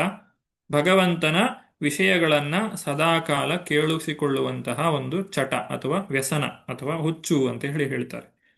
ಅಂತಹ ಒಂದು ಹುಚ್ಚು, ಆ ಪಾನಮತ್ತ, ಶ್ಲೋಕದಲ್ಲಿ ಇದನ್ನ ಪಾನಮತ್ತ ಅಂತ ಹೇಳಿ ಕರೆದಿದ್ದಾರೆ. ಕಥಾಮೃತ ಪಾನಮತ್ತಃ, ಮತ್ತರಾಗುವಂತಹದ್ದು, ಅದನ್ನ ಪಡೆಯುವಂತಹದ್ದು ಒಳ್ಳೆಯದು ಜೀವನದಲ್ಲಿ ಅಂತ ಹೇಳಿ ಇಲ್ಲಿ ಹೇಳ್ತಾ ಇದ್ದಾರೆ. ಹಾಗೆ ಆ ಭಗವಂತನ ಭಕ್ತರ ಸಂಘ ಇಲ್ಲದೆ ಇದ್ರೆ ನಮ್ಮ ಭಕ್ತಿ ಸೇವೆ ಪರಿಪೂರ್ಣವಾಗಲಿಕ್ಕೆ ಸಾಧ್ಯ ಇಲ್ಲ. ನಾವು ಭಕ್ತರು ಜೊತೆಯಲ್ಲಿದ್ದಾಗ ಮಾತ್ರ ಆ ಸಾಧನೆಯಲ್ಲಿ ಮುಂದುವರಿಯಲಿಕ್ಕೆ ಸಾಧ್ಯ. ಇಲ್ಲ ಅಂತ ಹೇಳಿದ್ರೆ ಮಾಯೆಯು ಸುಲಭವಾಗಿ ನಮ್ಮನ್ನ ಆಕ್ರಮಿಸಿಕೊಳ್ಳಲಿಕ್ಕೆ ಸಾಧ್ಯವಾಗ್ತದೆ. ಭಕ್ತರ ಸಂಘವಿಲ್ಲದೆ ನಮ್ಮ ಭಕ್ತಿ ಸೇವೆ ಪರಿಪೂರ್ಣವಾಗುವುದಿಲ್ಲ ಮತ್ತು ಭಕ್ತಿ ಸೇವೆಯಲ್ಲಿ ನಮಗೆ ರುಚಿಯೂ ಕೂಡ ಬರುವುದಿಲ್ಲ. ನಾವು ಜೊತೆಯಲ್ಲಿ ಇದ್ದಾಗ ಭಕ್ತಿಯನ್ನ ಮಾಡಲಿಕ್ಕೆ, ಜಪವನ್ನ ಮಾಡಲಿಕ್ಕೆ ನಮಗೆ ಶಕ್ತಿ ಸಿಗ್ತದೆ. ಅದೇ ಒಬ್ಬರೇ ಇದ್ದಾಗ ಅದರಲ್ಲಿ ನಮಗೆ ಆಸಕ್ತಿಯೂ ಕೂಡ ಬರುವುದಿಲ್ಲ. ಅದಕ್ಕೋಸ್ಕರವೇ ಪ್ರಭುಪಾದರು ಈ ಅಂತಾರಾಷ್ಟ್ರೀಯ ಕೃಷ್ಣ ಪ್ರಜ್ಞಾ ಸಂಘವನ್ನ ಸ್ಥಾಪನೆ ಮಾಡಿರುವಂತಹದ್ದು. ಈ ಸಂಘದಿಂದ ದೂರವಿದ್ದುಕೊಂಡು ಕೃಷ್ಣ ಪ್ರಜ್ಞೆಯಲ್ಲಿ ಯಾರು ತೊಡಗಿರುತ್ತಾರೆ ಅವರು ಒಂದು ಭ್ರಮೆಯಲ್ಲಿದ್ದಾರೆ. ಭಕ್ತರ ಒಡನಾಟ ಇಲ್ಲದವನ ಭಕ್ತಿ ಸೇವೆ ಪರಿಪಕ್ವವಾಗುವುದಿಲ್ಲ. ಭಕ್ತ ಸಂಘವಿಲ್ಲದ ಭಕ್ತಿ ಸೇವೆಗೂ ಸಾಂಸಾರಿಕ ಚಟುವಟಿಕೆಗಳಿಗೂ ಏನೂ ವ್ಯತ್ಯಾಸ ಇರುವುದಿಲ್ಲ. ಹಾಗಾಗಿ ಸತಾಂ ಪ್ರಸಂಗಾನ್ ಮಮ ವೀರ್ಯ ಸಂವಿದೋ ಭವಂತಿ ಹೃತ್ಕರ್ಣ ರಸಾಯನ ಕಥಾ, ಕಪಿಲ ಮುನಿಗಳು ತಮ್ಮ ತಾಯಿಯಾದಂತಹ ದೇವಹೂತಿಗೆ ಹೇಳುವಂತಹ ಮಾತು. ಭಗವಂತನ ಭಕ್ತರ ಸಂಘದಲ್ಲಿ ಭಕ್ತಿಯನ್ನ ಮಾಡುವುದೇ ನಿಜವಾದಂತಹ ಭಕ್ತಿ. ಭಕ್ತರ ಸಂಘ ಬೇಕು ಅಂತ ಹೇಳಿ ಇಲ್ಲಿ ಧ್ರುವ ಮಹಾರಾಜನು ಪ್ರಾರ್ಥನೆಯನ್ನ ಮಾಡಿಕೊಳ್ಳುವಂತಹದ್ದು. ಈ ರೀತಿ ಭಗವಂತನ ಮಹಿಮೆಯನ್ನ ಶ್ರವಣ ಮಾಡುವಂತಹ ಹುಚ್ಚು ಹಿಡಿದರೆ ಸಾಕು, ನಮಗೆ ಜೀವನ ಸಾರ್ಥಕವಾಗ್ತದೆ. ಈ ರೀತಿಯಾದಂತಹ ಸಾಧನೆಯನ್ನ ಯಾರು ಮಾಡ್ತಾರೆ ಅವರಿಗೆ ಸಾಂಸಾರಿಕ ಜಗತ್ತಿನ ಒಂದು ಜ್ವಾಲೆ ಅದು ಆನಂದಮಯವಾಗಿ ನಾವು ಅದನ್ನ ದಾಟಿಕೊಂಡು ಹೋಗ್ಲಿಕ್ಕೆ ಸಾಧ್ಯವಾಗ್ತದೆ. ಸಂಸಾರ ದಾವ ನಲಲೀಡಲೋಕ, ಆ ಒಂದು ಸಂಸಾರ ದಾವನಲ ಅಗ್ನಿ ಅಂತಹವರನ್ನ ಸುಡುವುದಿಲ್ಲ. ವಿಶ್ವಂಪೂರ್ಣ ಸುಖಾಯತೆ. ಧ್ರುವ ಮಹಾರಾಜನ ಮಾತಿನ ಅರ್ಥ ಏನು ಅಂತ ಹೇಳಿದ್ರೆ, ಭಕ್ತರ ಸಂಘದಲ್ಲಿ ಭಕ್ತಿ ಸೇವೆಯನ್ನ ಮಾಡಿದ್ರೆ ಆ ಸೇವೆ ಮತ್ತಷ್ಟು ಹೆಚ್ಚಾಗುತ್ತದೆ. ಮಾವಿನ ಹಣ್ಣಿನ ಉದಾಹರಣೆಯನ್ನು ಕೊಡ್ತಾರೆ. ಒಂದು ಮಾವಿನ ಕಾಯಿ, ಇನ್ನೊಂದು ಮಾವಿನ ಹಣ್ಣು. ನಾವು ಭಕ್ತಿ ಸೇವೆಯನ್ನ ಆರಂಭಿಕವಾಗಿ ಮಾಡುವಾಗ ಅದು ಮಾವಿನ ಕಾಯಿಯಾಗಿರ್ತದೆ. ಭಗವಂತನ ದರ್ಶನವನ್ನ ಪಡೆದಾಗ ಅದು ಮಾವಿನ ಹಣ್ಣು, ಪಕ್ವವಾದಂತಹ ಸ್ಥಿತಿ. ಹೀಗೆ ಪಕ್ವವಾದಂತಹ ಸ್ಥಿತಿಯಲ್ಲಿ ಮಾವಿನ ಹಣ್ಣು ಹೆಚ್ಚು ಆಸ್ವಾದಕರವಾಗಿರ್ತದೆ. ಹಾಗೂ ಯಾವುದು ಅಪಕ್ವವಾಗಿರ್ತದೆ ಅದು ಕೂಡ ಮಾವಿನಕಾಯಿ, ಅದು ಕೂಡ ಬೆಲೆಯನ್ನು ಹೊಂದಿದೆ, ಆದರೆ ಅದು ಇನ್ನೂ ಪಕ್ವವಾಗಿಲ್ಲ ಅಷ್ಟೇ. ಈ ರೀತಿ ಭಕ್ತರ ಸಂಘಕ್ಕೆ ನಾವು ಯಾವಾಗ ಬರ್ತೇವೆ ಆಗ ಈ ಭಕ್ತಿ ಸೇವೆಯಲ್ಲಿ ಪರಿಪಕ್ವತೆಯನ್ನು ಪಡೀಲಿಕ್ಕೆ ಹಾಗೂ ಭಗವಂತನನ್ನ ಪಡೀಲಿಕ್ಕೆ ನಮಗೆ ಸಾಧ್ಯವಾಗ್ತದೆ. ಮುಂದುವರಿಸ್ತಾ 12ನೆಯ ಶ್ಲೋಕ. ತೇನ ಸ್ಮರಂತ್ಯತಿತರಾಂ ಪ್ರಿಯಮೀಶಮರ್ತ್ಯಂ ಯೇ ಚಾನ್ವದಾ ಸುಹೃದ್ ಗೃಹವಿತ್ತದಾರ ಯೇ ತಬ್ಜನಾ ಭವದೀಯ ಪದಾರವಿಂದ ಸೌಗಂಧ್ಯ ಲುಬ್ಧ ಹೃದಯೇಷು ಕೃತ ಪ್ರಸಂಗ. ರೂಪಶಂಕರ್ ಮಾತಾಜಿ. ಹರೇ ಕೃಷ್ಣ. ಅನುವಾದ. ಹೇ ಪದ್ಮನಾಭ, ಸದಾ ನಿನ್ನ ಪಾದಾರವಿಂದಗಳಿಗೆ ಮನಪೂರ್ವಕವಾಗಿ ಹಾತೊರೆಯುವ ಅವುಗಳ ಸುಗಂಧವನ್ನು ಬಯಸುವ ಭಕ್ತರ ಸಾಹಸವನ್ನು ಯಾರು ಮಾಡುವರೋ ಅವರು ಈ ಭೌತ ದೇಹವನ್ನಾಗಲಿ, ಹೆಂಡಿರು, ಮಕ್ಕಳು, ಸ್ನೇಹಿತರು, ಮನೆ ಮಠಗಳನ್ನಾಗಲಿ ಹಚ್ಚಿಕೊಳ್ಳುವುದೇ ಇಲ್ಲ. ಇವೆಲ್ಲ ಸಾಂಸಾರಿಕರಿಗೆ ಅತ್ಯಂತ ಪ್ರಿಯವಾದವು. ನಿಜವಾಗಿ ಭಕ್ತನು ಇವುಗಳನ್ನು ಇಷ್ಟಪಡುವುದೇ ಇಲ್ಲ. ಹರೇ ಕೃಷ್ಣ. ಧನ್ಯವಾದ. ಹರೇ ಕೃಷ್ಣ. ಇದು ಭಗವಂತನ ಭಕ್ತಿಯನ್ನ ಮಾಡಿದಾಗ ನಮ್ಮನ್ನು ನಾವು ಪರೀಕ್ಷೆ ಮಾಡಿಕೊಂಡು ನೋಡಬಹುದು ನಮ್ಮ ಆಸಕ್ತಿ ಎಲ್ಲಿದೆ ಅಂತ ಹೇಳಿ. ದೇಹದ ಮೇಲೆ ನಮಗೆ ಆಸಕ್ತಿಯನ್ನು ಪಡೆದಿದ್ದೇವೋ ಅಥವಾ ನಾವು ಭಗವಂತನಲ್ಲಿ ಆಸಕ್ತಿಯನ್ನ ಪಡೆದಿದ್ದೇವೋ. ಸಾಮಾನ್ಯವಾಗಿ ಭಕ್ತಿ ಸೇವೆಯನ್ನ ಮಾಡದೇ ಇರುವವರು ಹಾಗೂ ಕೇವಲ ದೇಹದ ಒಂದು ಆರೋಗ್ಯಕ್ಕೋಸ್ಕರ ಯೋಗಾಭ್ಯಾಸವನ್ನ, ಆಸನಗಳನ್ನ ಮಾಡುವವರು ದೇಹದ ಮೇಲೆ ಅನುರಕ್ತರಾಗಿರ್ತಾರೆ. ದೈಹಿಕ ಸಾಧನೆಗಳನ್ನು ಮಾಡಿ ತಾವು ಆಧ್ಯಾತ್ಮಿಕ ಪ್ರಜ್ಞೆಯಲ್ಲಿ ಪ್ರಗತಿ ಸಾಧಿಸಬಹುದೆಂದು ಭಾವಿಸುತ್ತಾರೆ. ಯೋಗಿಗಳು ಸಾಮಾನ್ಯವಾಗಿ ಭಕ್ತಿ ಸೇವೆಯಲ್ಲಿ ಹೆಚ್ಚು ಆಸಕ್ತರಾಗಿರುವುದಿಲ್ಲ. ಅವರು ಉಚ್ಛ್ವಾಸ ನಿಶ್ವಾಸಗಳನ್ನು ನಿಯಂತ್ರಿಸ ಬಯಸುತ್ತಾರೆ. ಇದು ದೇಹಕ್ಕೆ ಸಂಬಂಧಪಟ್ಟಂತಹ ವಿಷಯ. ಭಕ್ತನಿಗೆ ತನ್ನ ದೇಹದ ಮೇಲೆ ಆಸಕ್ತಿಯು ಹೊರಟು ಹೋಗುತ್ತದೆ. ಇದು ಧ್ರುವ ಮಹಾರಾಜನು ನುಡಿಯುವಂತ ಮಾತು. ಮುಂದುವರಿಸ್ತಾ ಇಲ್ಲಿ ಧ್ರುವ ಮಹಾರಾಜ ಇನ್ನಷ್ಟು ವಿಚಾರಗಳನ್ನ ಸ್ಪಷ್ಟಪಡಿಸ್ತಾ ಇದ್ದಾನೆ. ಈ ಭೌತಿಕ ವಸ್ತುಗಳೆಲ್ಲ ಕ್ಷಣಿಕ, ದೇಹದ ಮೇಲೆ ಆಸಕ್ತಿ ಇರಬಾರದು ಅಂತ ಹೇಳಿ ತಿಳಿದಿದ್ರೂ ಕೂಡ ಯಾಕೆ ಧ್ರುವ ಮಹಾರಾಜ ಭಗವಂತನ ಕುರಿತಾಗಿ ತಪಸ್ಸನ್ನ ಮಾಡಿದ? ತಿರ್ಯಕ್ಕದ್ವಿಜಸರೇ ಸೃಪದೇವ ದೈತ್ಯ ಮರ್ತ್ಯಾದಿಭಿ ಪರಿಚಿತಂ ಸದಸದ್ವಿಶೇಷಂ ರೂಪಂ ಸ್ಥವಿಷ್ಟಮಜತೆ ಮಹದಾದ್ಯನೇಕಂ ನಾತಾ ಪರಂ ಪರಮವೇದ್ಮಿನ ಯತ್ರ ವಾದಃ. ಶಿವಗಂಗಾ ಪ್ರಭು. ಹರೇ ಕೃಷ್ಣ. ಹರೇ ಕೃಷ್ಣ. ಹರೇ ಕೃಷ್ಣ. ಪ್ರಿಯ ಪ್ರಭುವೆ, ಪರಮ ಜನ್ಮರಹಿತನೆ, ಪ್ರಾಣಿಗಳು, ಮರಗಳು, ಪಕ್ಷಿಗಳು, ಸರೀಸೃಪಗಳು, ದೇವತೆಗಳು ಮತ್ತು ಮನುಷ್ಯರೇ ಮೊದಲಾದ ನಾನಾ ಬಗೆಯ ಜೀವಿಗಳು ಸಮಸ್ತ ಲೌಕಿಕ ಶಕ್ತಿಯಿಂದಾದ ವಿಶ್ವದ ಉದ್ದಗಲಕ್ಕೂ ಹರಡಿವೆ ಎಂದು ನಾನು ಬಲ್ಲೆ. ಅವುಗಳು ಕೆಲವು ವೇಳೆ ಪ್ರಕಟವಾಗುತ್ತವೆ, ಕೆಲವು ವೇಳೆ ಪ್ರಕಟವಾಗುವುದಿಲ್ಲ ಎಂಬುದನ್ನು ನಾನು ಬಲ್ಲೆ. ಆದರೆ ನಾನೀಗ ನೋಡುತ್ತಿರುವ ವಿಭೂ ಸ್ವರೂಪವನ್ನು ನಾನು ಹಿಂದೆಂದೂ ಕಂಡಿಲ್ಲ. ಈಗ ಎಲ್ಲಾ ಬಗೆಯ ವಾದಗಳು ಮುಗಿದವು. ಹರೇ ಕೃಷ್ಣ. ಭಗವಂತನನ್ನ ಸಾಕ್ಷಾತ್ತಾಗಿ ಕಂಡಂತಹ ಧ್ರುವ ಮಹಾರಾಜನು ತನ್ನಲ್ಲಿದ್ದಂತಹ ಎಲ್ಲ ಅನುಮಾನಗಳನ್ನು ಪರಿಹರಿಸಿಕೊಂಡಿದ್ದಾನೆ. ಸೂರ್ಯ ಹೇಗಿರಬಹುದು ಅಂತೇಳಿ ನಾವು ಬಹಳಷ್ಟು ಅನುಮಾನಗಳನ್ನು ವ್ಯಕ್ತಪಡಿಸಬಹುದು, ಆದರೆ ನೇರವಾಗಿ ಸೂರ್ಯನನ್ನ ಕಂಡಾಗ ನಮಗೆ ಎಲ್ಲ ಅನುಮಾನಗಳು ಕೂಡ ದೂರವಾಗ್ತವೆ. ಈ ರೀತಿ ಆ ಭಗವಂತನು ಅನುಗ್ರಹವನ್ನು ಮಾಡಿದ್ದಾನೆ.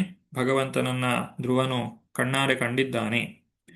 ಇನ್ನು ಮುಂದುವರಿಸ್ತಾ ಭಗವಂತ ಅಂತ ಹೇಳಿದ್ರೆ ಯಾರು ಅನ್ನುವುದನ್ನ ನಮಗೆಲ್ಲರಿಗೂ ತಿಳಿಯುವಂತೆ ಧ್ರುವ ಮಹಾರಾಜನು ಭಗವಂತನ ಕುರಿತಾಗಿ ಪ್ರಾರ್ಥನೆಯನ್ನ ಮಾಡ್ತಾ ಇದ್ದಾನೆ. ಆ ಭಗವಂತನ ಶಕ್ತಿ ಯಾವ ರೀತಿಯಾಗಿದೆ, ಅವನನ್ನು ನಾವು ಯಾವ ರೀತಿಯಾಗಿ ಅರ್ಥ ಮಾಡಿಕೊಳ್ಳಬೇಕು.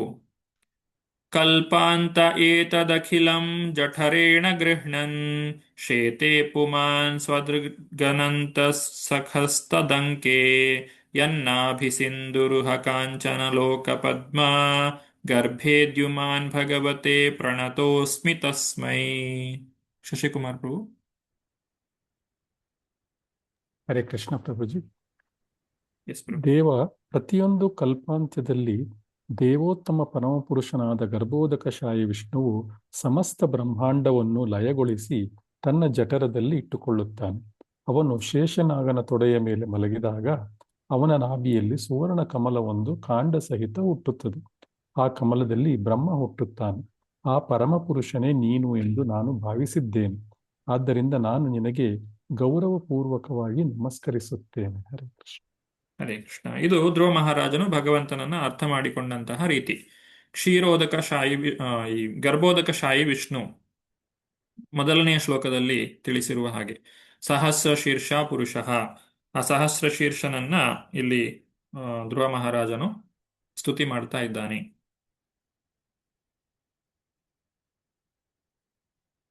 ಧ್ರುವ ಮಹಾರಾಜನ ಸಮ್ಮುಖದಲ್ಲಿ ಕ್ಷೀರೋದಕಶಾಹಿ ವಿಷ್ಣುವು ಇದ್ದನು. ಧ್ರುವನಿಗೆ ಭಗವಂತನ ಇನ್ನೆರಡು ರೂಪಗಳು ಅಂದರೆ ಗರ್ಭೋದಕಶಾಹಿ ವಿಷ್ಣು ಮತ್ತು ಕಾರಣೋದಕಶಾಹಿ ವಿಷ್ಣು ರೂಪಗಳು ತಿಳಿದಿದ್ದವು. ಬ್ರಹ್ಮ ಸಂಹಿತೆಯಲ್ಲಿ ಮಹಾವಿಷ್ಣುವಿನ ಬಗ್ಗೆ ಈ ರೀತಿಯಾಗಿ ಹೇಳಿದೆ. ಇದು ಬ್ರಹ್ಮ ಸಂಹಿತೆಯ ಶ್ಲೋಕ. ಯಸ್ಯೈಕ ನಿಶ್ವಸಿತ ಕಾಲಮಥಾವಲಂಬ್ಯ ಜೀವಂತಿ ಲೋಮ ವಿಲಜಾ ಜಗದಂಡನಾಥ ವಿಷ್ಣುರ್ಮಹಾನ್ ಸಹ್ಯ ಯಸ್ಯ ಕಲಾ ವಿಶೇಷೋ ಗೋವಿಂದಮಾದಿ ಪುರುಷಂ ತಮಹಂ ಭಜಾಮಿ. ಹಿಂದೆ ನಾವು ತಿಳ್ಕೊಂಡಿದ್ದೇವೆ ಇದು ಯಾವ ರೀತಿಯಾಗಿ ಪ್ರಳಯ ನಡೀತದೆ ಮತ್ತು ಹೊಸ ಮರುಸೃಷ್ಟಿ ಉಂಟಾಗ್ತದೆ, ಹೇಗೆ ಬ್ರಹ್ಮಾಂಡ ನಾಶವಾಗ್ತದೆ, ಹೊಸ ಬ್ರಹ್ಮಾಂಡವು ಸೃಷ್ಟಿಯಾಗ್ತದೆ. ಇದನ್ನೆಲ್ಲ ನಾವು ಈ ಹಿಂದೆ ತಿಳ್ಕೊಂಡಿದ್ದೇವೆ. ಜಗತ್ ಪ್ರಳಯವಾದಾಗ ಭಗವಂತನ ಉದರದಲ್ಲಿ ಎಲ್ಲ ಜೀವಿಗಳು ಆಶ್ರಯವನ್ನ ಪಡೆಯುತ್ತವೆ. ಮುಂದಿನ ಒಂದು ಸೃಷ್ಟಿ ಪ್ರಾರಂಭವಾದಾಗ ಮತ್ತೆ ಅವುಗಳು ಶರೀರವನ್ನ ಪಡೆಯುತ್ತವೆ ತಮ್ಮ ತಮ್ಮ ಕಾರ್ಯಗಳಿಗೆ ಅನುಗುಣವಾಗಿ. ಇಷ್ಟು ಹೇಳಿದ ಮೇಲೆ ಭಗವಂತನಿಗೂ ಸಾಮಾನ್ಯ ವ್ಯಕ್ತಿಗೂ ಇರುವಂತಹ ವ್ಯತ್ಯಾಸ ಏನು ಅನ್ನುವುದನ್ನ ಇಲ್ಲಿ ಮುಂದಿನ ಶ್ಲೋಕದಲ್ಲಿ ಧ್ರುವ ಮಹಾರಾಜ ತಿಳಿಸ್ತಾ ಇದ್ದಾನೆ. ಭಗವಂತನು ನಮ್ಮ ಹಾಗೆಯ ಅಂತ ಕೇಳಿದ್ರೆ ಇಲ್ಲ, ಭಗವಂತನು ನಮ್ಮ ರೀತಿಯಲ್ಲಿ ಅಲ್ಲ, ಭಗವಂತನು ದಿವ್ಯನಾಗಿದ್ದಾನೆ. ತ್ವಂ ನಿತ್ಯ ಮುಕ್ತ ಪರಿಶುದ್ಧ ವಿಬುದ್ಧ ಆತ್ಮ ಕೂಟಸ್ಥ ಆದಿ ಪುರುಷೋ ಭಗವಾನ್ ಸ್ತ್ರ್ಯಧೀಶಃ ಯದ್ಬುದ್ಧ್ಯವಸ್ಥಿತಿ ಮಖಂಡಿತಯಾ ಸ್ವದೃಷ್ಟ್ಯಾ ದೃಷ್ಟಾ ಸ್ಥಿತಾವಧಿಮಖೋ ವ್ಯತಿರಿಕ್ತ ಆಸೆ. ಶೋಭಯನ್ ಮಾತಾಜಿ. ಹರೇ ಕೃಷ್ಣ ಪ್ರಭುಜಿ. ಹೇ ದೇವ, ನಿನ್ನ ಅಖಂಡವಾದ ದಿವ್ಯ ದೃಷ್ಟಿಯಿಂದ ಎಲ್ಲ ಬೌದ್ಧಿಕ ಚಟುವಟಿಕೆಗಳ ಎಲ್ಲ ಹಂತಗಳಿಗೂ ಪರಮ ಸಾಕ್ಷಿಯಾಗಿರುವೆ. ನೀನು ನಿತ್ಯ ಮುಕ್ತ, ನಿನ್ನ ಅಸ್ತಿತ್ವ ಶುದ್ಧ. ಸತ್ವಗುಣದಲ್ಲಿ ನೀನು ಪರಮಾತ್ಮನಲ್ಲಿ ನಿರ್ವಿಕಾರನಾಗಿ ಇದ್ದೀಯೆ. ನೀನು ಮೂಲ ದೇವೋತ್ತಮ ಪುರುಷ, ಷಡೈಶ್ವರ್ಯ ಪರಿಪೂರ್ಣನು. ನೀನೇ ಎಂದೆಂದಿಗೂ ಸತ್ವ ರಜಸ್ತಮೋ ಗುಣಗಳಿಗೆ ನಿಯಾಮಕನು. ನೀನು ಸಾಧಾರಣ ಜೀವಿಗಳಿಗಿಂತ ಸದಾ ಭಿನ್ನನು. ಭಗವಾನ್ ವಿಷ್ಣುವಾಗಿ ನೀನು ಸಕಲ ವಿಶ್ವದ ವ್ಯವಹಾರಗಳನ್ನೆಲ್ಲ ನಡೆಸುತ್ತಿರುವೆ. ಇಷ್ಟಾದರೂ ನೀನು ಯಾವುದಕ್ಕೂ ಹೊಂಟದೆ ಬೇರೆಯಾಗಿದ್ದುಕೊಂಡು ಯಜ್ಞ ಯಾಗಾದಿಗಳ ಫಲವನ್ನು ಅನುಭವಿಸುವವನಾಗಿದ್ದೀಯೇ. ಧನ್ಯವಾದ. ಹರೇ ಕೃಷ್ಣ. ಇದು ಸಾಮಾನ್ಯ ಜೀವಿಗೂ ಭಗವಂತನಿಗೂ ಇರುವಂತಹ ವ್ಯತ್ಯಾಸ. ಸಾಮಾನ್ಯ ಜೀವಿ ತ್ರಿಗುಣಗಳ ಅಧೀನದಲ್ಲಿ ಬೇರೆ ಬೇರೆ ಕಾರ್ಯಗಳನ್ನ ಮಾಡ್ತಾ ಇರ್ತಾನೆ. ಆದ್ರೆ ಭಗವಂತ ಮೂರು ಗುಣಗಳಿಗೆ ಪ್ರತ್ಯೇಕನಾಗಿರ್ತಾನೆ. ಅವನ ಮೇಲೆ ಮೂರು ಗುಣಗಳು ಯಾವುದೇ ಪ್ರಭಾವವನ್ನ ಉಂಟು ಮಾಡುವುದಿಲ್ಲ. ವಸುದೇವ ಸ್ಥಿತಿ ಅಂತ ಹೇಳಿ ಇದನ್ನ ಕರೀತಾರೆ. ಭಗವಂತ ತ್ರಿಗುಣಗಳಿಗೆ ಅಧೀನನಾಗಿಲ್ಲ. ಭಾರತದಲ್ಲಿ ಶ್ರೀಲ ಪ್ರಭುಪಾದರು ಅನೇಕ ವಿಷಯಗಳನ್ನ ಹೇಳ್ತಾರೆ. ನಿತ್ಯೋ ನಿತ್ಯಾನಾಂ ಚೇತನಶ್ಚೇತನಾನಾಂ. ಭಗವಂತನು ನಿತ್ಯನಾಗಿದ್ದಾನೆ, ನಾವು ಕೂಡ ನಿತ್ಯರಾಗಿದ್ದೇವೆ. ಭಗವಂತನು ಚೇತನನಾಗಿದ್ದಾನೆ, ನಾವು ಕೂಡ ಚೇತನರಾಗಿದ್ದೇವೆ. ಕಠೋಪನಿಷತ್ತಿನಲ್ಲಿ ಬರುವಂತಹ ಮಾತು. ಆದರೆ ಏಕೋಯೋ ಬಹುನಾಂ ವಿದದಾತಿ ಕಾಮಾನ್. ನಾವು ಭಗವಂತನಿಂದ ಪಾಲನೆಗೆ ಒಳಪಟ್ಟಿದ್ದೇವೆ, ಆದರೆ ಭಗವಂತ ನಮ್ಮನ್ನ ಪಾಲಿಸ್ತಾ ಇದ್ದಾನೆ. ಇದು ನಮ್ಮ ಇಬ್ಬರ ನಡುವೆ ಇರುವಂತಹ ವ್ಯತ್ಯಾಸ. ಸಾಮ್ಯತೆ ಮತ್ತು ವ್ಯತ್ಯಾಸ ಎರಡನ್ನು ಕೂಡ ನಾವು ಅರ್ಥ ಮಾಡಿಕೊಳ್ಳಬೇಕು. ಇನ್ನು ಬ್ರಹ್ಮಜ್ಯೋತಿ ಏನಿದೆ ಅದಕ್ಕೆ ಭಗವಂತನೇ ಮೂಲನಾಗಿದ್ದಾನೆ. ಬ್ರಹ್ಮಜ್ಯೋತಿ ಭಗವಂತನ ದಿವ್ಯವಾದಂತಹ ಶರೀರದಿಂದ ಹೊರಹೊಮ್ಮುತ್ತಾ ಇದೆ. ಯಸ್ಮಿನ್ ವಿರುದ್ಧ ಗತಯೋ ಹ್ಯನಿಶಂ ಪತಂತಿ ವಿದ್ಯಾದಯೋ ವಿವಿಧ ಶಕ್ತಯ ಆನುಪೂರ್ವ್ಯಾತ್ ತದ್ಬ್ರಹ್ಮ ವಿಶ್ವಭವಮೇಕಮ ಅನಂತಮಾದ್ಯ ಆನಂದ ಮಾತ್ರಂ ವಿಕಾರಮಹಂ ಪ್ರಪದ್ಯೆ. ರೂಪಶಂಕರ್ ಮಾತಾಜಿ. ಹರೇ ಕೃಷ್ಣ. ಎಸ್ ಮಾತಾಜಿ. ಅನುವಾದ. ಪ್ರಿಯ ಪ್ರಭುವೆ, ನಿನ್ನ ನಿರಾಕಾರ ಬ್ರಹ್ಮ ಸ್ವರೂಪದಲ್ಲಿ ಯಾವಾಗಲೂ ಪರಸ್ಪರ ವಿರುದ್ಧವಾದ ಎರಡು ಅಂಶಗಳಿವೆ, ಜ್ಞಾನ ಮತ್ತು ಅಜ್ಞಾನ. ನಿನ್ನ ನಾನಾ ಬಗೆಯ ಶಕ್ತಿಗಳು ಸತತವಾಗಿ ಆಗುತ್ತಿರುತ್ತವೆ. ಅಖಂಡವೂ ಮೂಲವೂ ನಿರಾಕಾರವೂ ಅಪರಿಮಿತವೂ ಆನಂದಮಯವೂ ಆದ ನಿರಾಕಾರ ಬ್ರಹ್ಮನು ಭೌತಿಕ ಜಗತ್ಕಾರಣನು. ನೀನು ಅದೇ ನಿರಾಕಾರ ಬ್ರಹ್ಮನು, ಭೌತಿಕ ಜಗತ್ಕಾರಣನು. ನೀನು ಅದೇ ನಿರಾಕಾರ ಬ್ರಹ್ಮನಾದ್ದರಿಂದ ನಿನಗೆ ಗೌರವಪೂರ್ವಕವಾಗಿ ನಮಸ್ಕರಿಸ್ತೇನೆ. ಹರೇ ಕೃಷ್ಣ. ಹರೇ ಕೃಷ್ಣ. ನಿರಾಕಾರ ಬ್ರಹ್ಮ ಅದು ಭಗವಂತನ ದಿವ್ಯ ಶರೀರದ ಒಂದು ಪ್ರಭೆಯಾಗಿದೆ. ಇದನ್ನ ಬ್ರಹ್ಮ ಸಂಹಿತೆಯಲ್ಲಿ ತಿಳಿಸಿದ್ದಾರೆ. ಹಾಗೂ ಪರಸ್ಪರ ವಿರುದ್ಧವಾದಂತಹ ಅಂಶಗಳನ್ನ, ಜ್ಞಾನ ಅಜ್ಞಾನ ಎರಡನ್ನೂ ಕೂಡ ಇಲ್ಲಿ ನಾವು ಕಾಣಲಿಕ್ಕೆ ಸಾಧ್ಯ ಇದೆ. ಪರಮಸತ್ಯನ ದೂರ ಸಾಕ್ಷಾತ್ಕಾರವೇ ನಿರಾಕಾರ ಬ್ರಹ್ಮ ಎಂದು ಹೇಳಲಾಗಿದೆ. ಇಲ್ಲಿ ಪ್ರಭುಪಾದರು ಅನೇಕ ಉದಾಹರಣೆಗಳ ಮುಖಾಂತರ ಇದನ್ನ ತಿಳಿಸ್ತಾರೆ. ದೂರದಿಂದ ನೋಡಿದ್ರೆ ಸೂರ್ಯ ಗ್ರಹ ಒಂದು ಬೆಂಕಿಯ ಚೆಂಡಿನ ಹಾಗೆ ಕಾಣ್ತದೆ.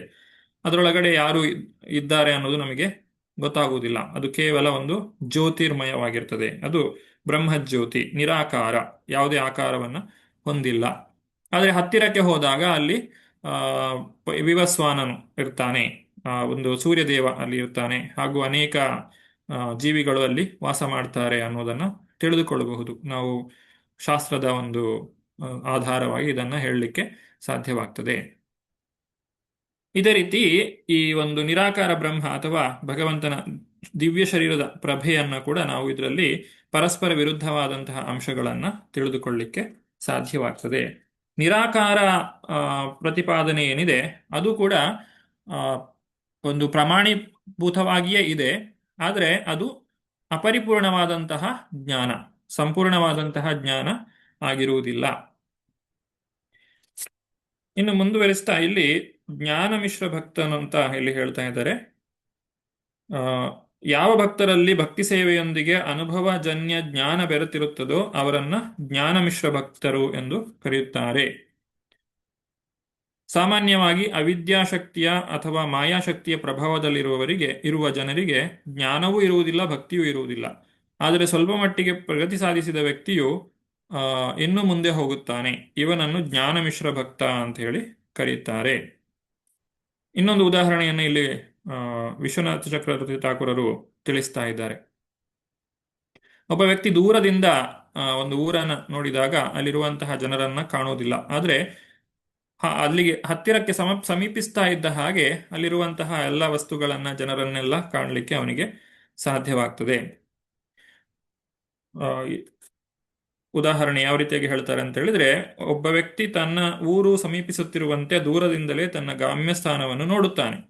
ನಾವು ನಗರವೊಂದನ್ನು ದೂರದಿಂದ ನೋಡುವಂತೆ ಆ ಸಮಯದಲ್ಲಿ ಆ ನಗರವು ದೂರದಲ್ಲಿದೆ ಎಂಬುದನ್ನು ಮಾತ್ರ ಅವನಿಗೆ ಗೊತ್ತಾಗುತ್ತದೆ. ಆಮೇಲೆ ಇನ್ನೂ ಹತ್ತಿರ ಹೋದಾಗ ಅವನು ಗೋಪುರಗಳನ್ನು, ಬಾವುಟಗಳನ್ನು ನೋಡುತ್ತಾನೆ. ನಗರವನ್ನು ಪ್ರವೇಶಿಸಿದಾಗ ಹಾದಿ ಬೀದಿಗಳು, ಉದ್ಯಾನ, ಸರೋವರಗಳು, ಅಂಗಡಿ ಮುಂಗಟ್ಟುಗಳು ಇತ್ಯಾದಿಗಳನ್ನೆಲ್ಲ ಕಾಣುತ್ತಾನೆ. ಈ ರೀತಿ ನಾವು ಈ ಭಗವಂತನ ಬ್ರಹ್ಮ ತೇಜಸ್ಸು ಅಥವಾ ನಿರಾಕಾರ ಬ್ರಹ್ಮವನ್ನ ಅರ್ಥ ಮಾಡಿಕೊಳ್ಳಬಹುದು. ಅಂದ್ರೆ ಅದರಲ್ಲಿ ಇನ್ನು ಮುಂದಕ್ಕೆ ಹೋದಾಗ, ಸಾಧನೆಯನ್ನ ಮುಂದುವರಿಸಿದಾಗ, ಭಗವಂತನ ಭಕ್ತರ ಸಂಘವಾದಾಗ ನಮ್ಮಲ್ಲಿರುವಂತಹ ಎಲ್ಲ ಒಂದು ಅನುಮಾನಗಳು, ಸಂಶಯಗಳು ದೂರವಾಗ್ತವೆ.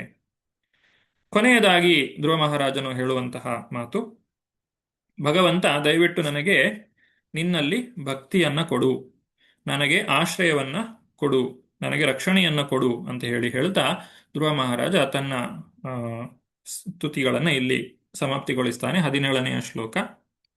ಸತ್ಯಾಶಿಷೋ ಹಿ ಭಗವನ್ಸ್ತವ ಪಾದ ಪದ್ಮ ಮಾಶಿಸ್ತಥಾನುಭಜತ ಪುರುಷಾರ್ಥಮೂರ್ತೆ ಅಪ್ಯೇವ ಮಾರ್ಯ ಭಗವಾನ್ ಪರಿಪಾತಿ ದೀನಾನ್ ವಾಶ್ರೇವ ವತ್ಸಕಮನುಗ್ರಹ ಕಾತರೋಸ್ಮಾನ್.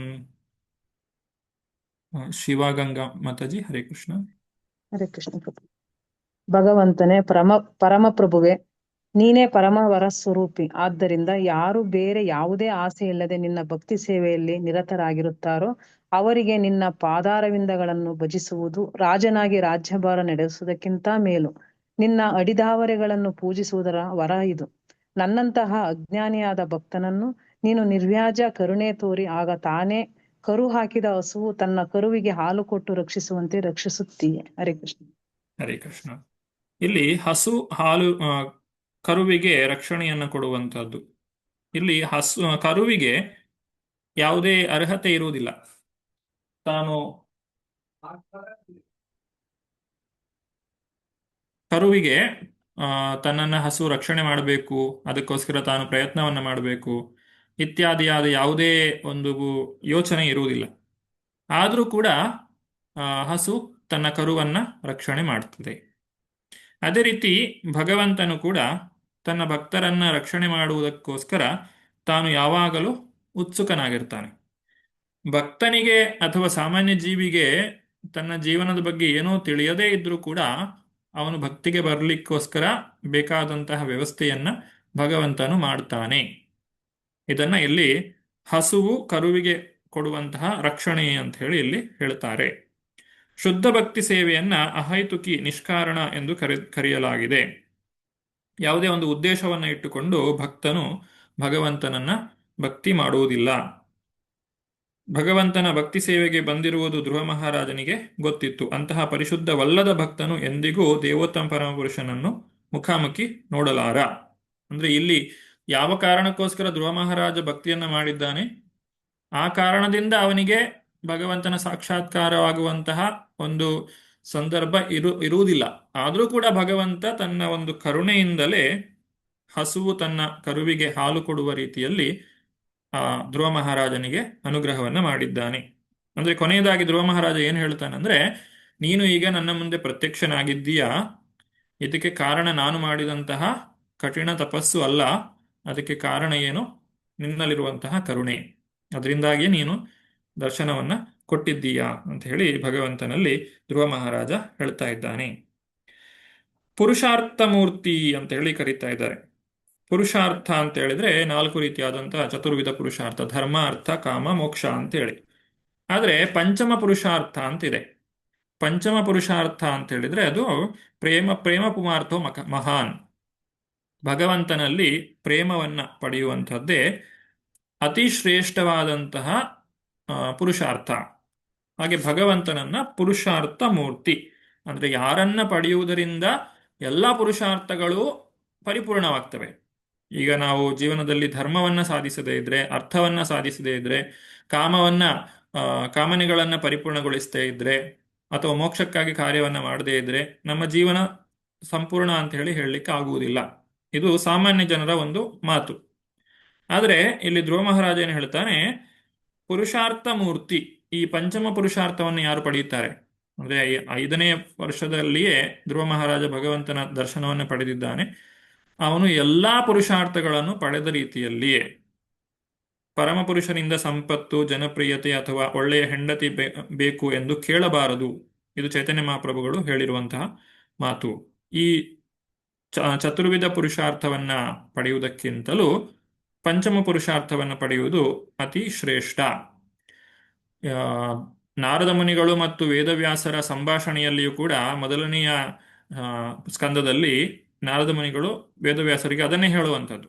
ನೀವು ಚತುರ್ವಿಧ ಪುರುಷಾರ್ಥಗಳನ್ನೇ ಪುರಾಣಗಳಲ್ಲಿ ಮತ್ತೆ ಇತರ ಗ್ರಂಥಗಳಲ್ಲಿ ತಿಳಿಸಿದ್ದೀರಾ, ಅದಕ್ಕೋಸ್ಕರ ಜನರು ಬಹಳಷ್ಟು ಆಸಕ್ತರಾಗಿದ್ದಾರೆ.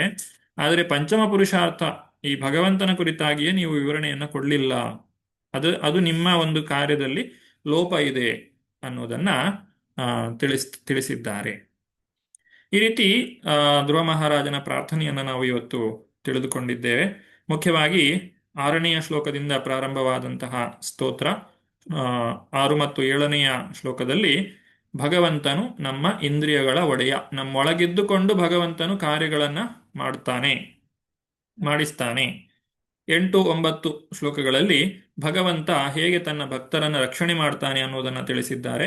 ಹಾಗೂ 10, 11, 12ನೆಯ ಶ್ಲೋಕದಲ್ಲಿ ಭಕ್ತಿಯ ಒಂದು ಪ್ರಾಮುಖ್ಯತೆ ಏನು ಹಾಗೂ ಭಕ್ತರ ಸಂಘದಲ್ಲಿ ಭಕ್ತಿಯನ್ನ ಮಾಡುವುದರ ಪ್ರಾಮುಖ್ಯತೆ ಏನು ಅನ್ನುವುದನ್ನ ತಿಳಿಸಿಕೊಡಲಾಗಿದೆ. 13, 14, 15, 16 ಈ 4 ಶ್ಲೋಕಗಳಲ್ಲಿ ಆ ಭಗವಂತನ ಮಹಿಮೆಗಳನ್ನ ಧ್ರುವ ಮಹಾರಾಜನು ಸ್ತುತಿ ಮಾಡಿದ್ದಾನೆ. ಕೊನೆಯದಾಗಿ ನನ್ನನ್ನ ರಕ್ಷಣೆ ಮಾಡು, ಹಸು ಕರುವನ್ನ ರಕ್ಷಣೆ ಮಾಡುವ ರೀತಿಯಲ್ಲಿ ನನ್ನನ್ನು ರಕ್ಷಣೆ ಮಾಡು ಅಂತ ಹೇಳಿ ಧ್ರುವ ಮಹಾರಾಜನು ಪ್ರಾರ್ಥನೆಯನ್ನ ಮಾಡ್ತಾ ಇದ್ದಾನೆ.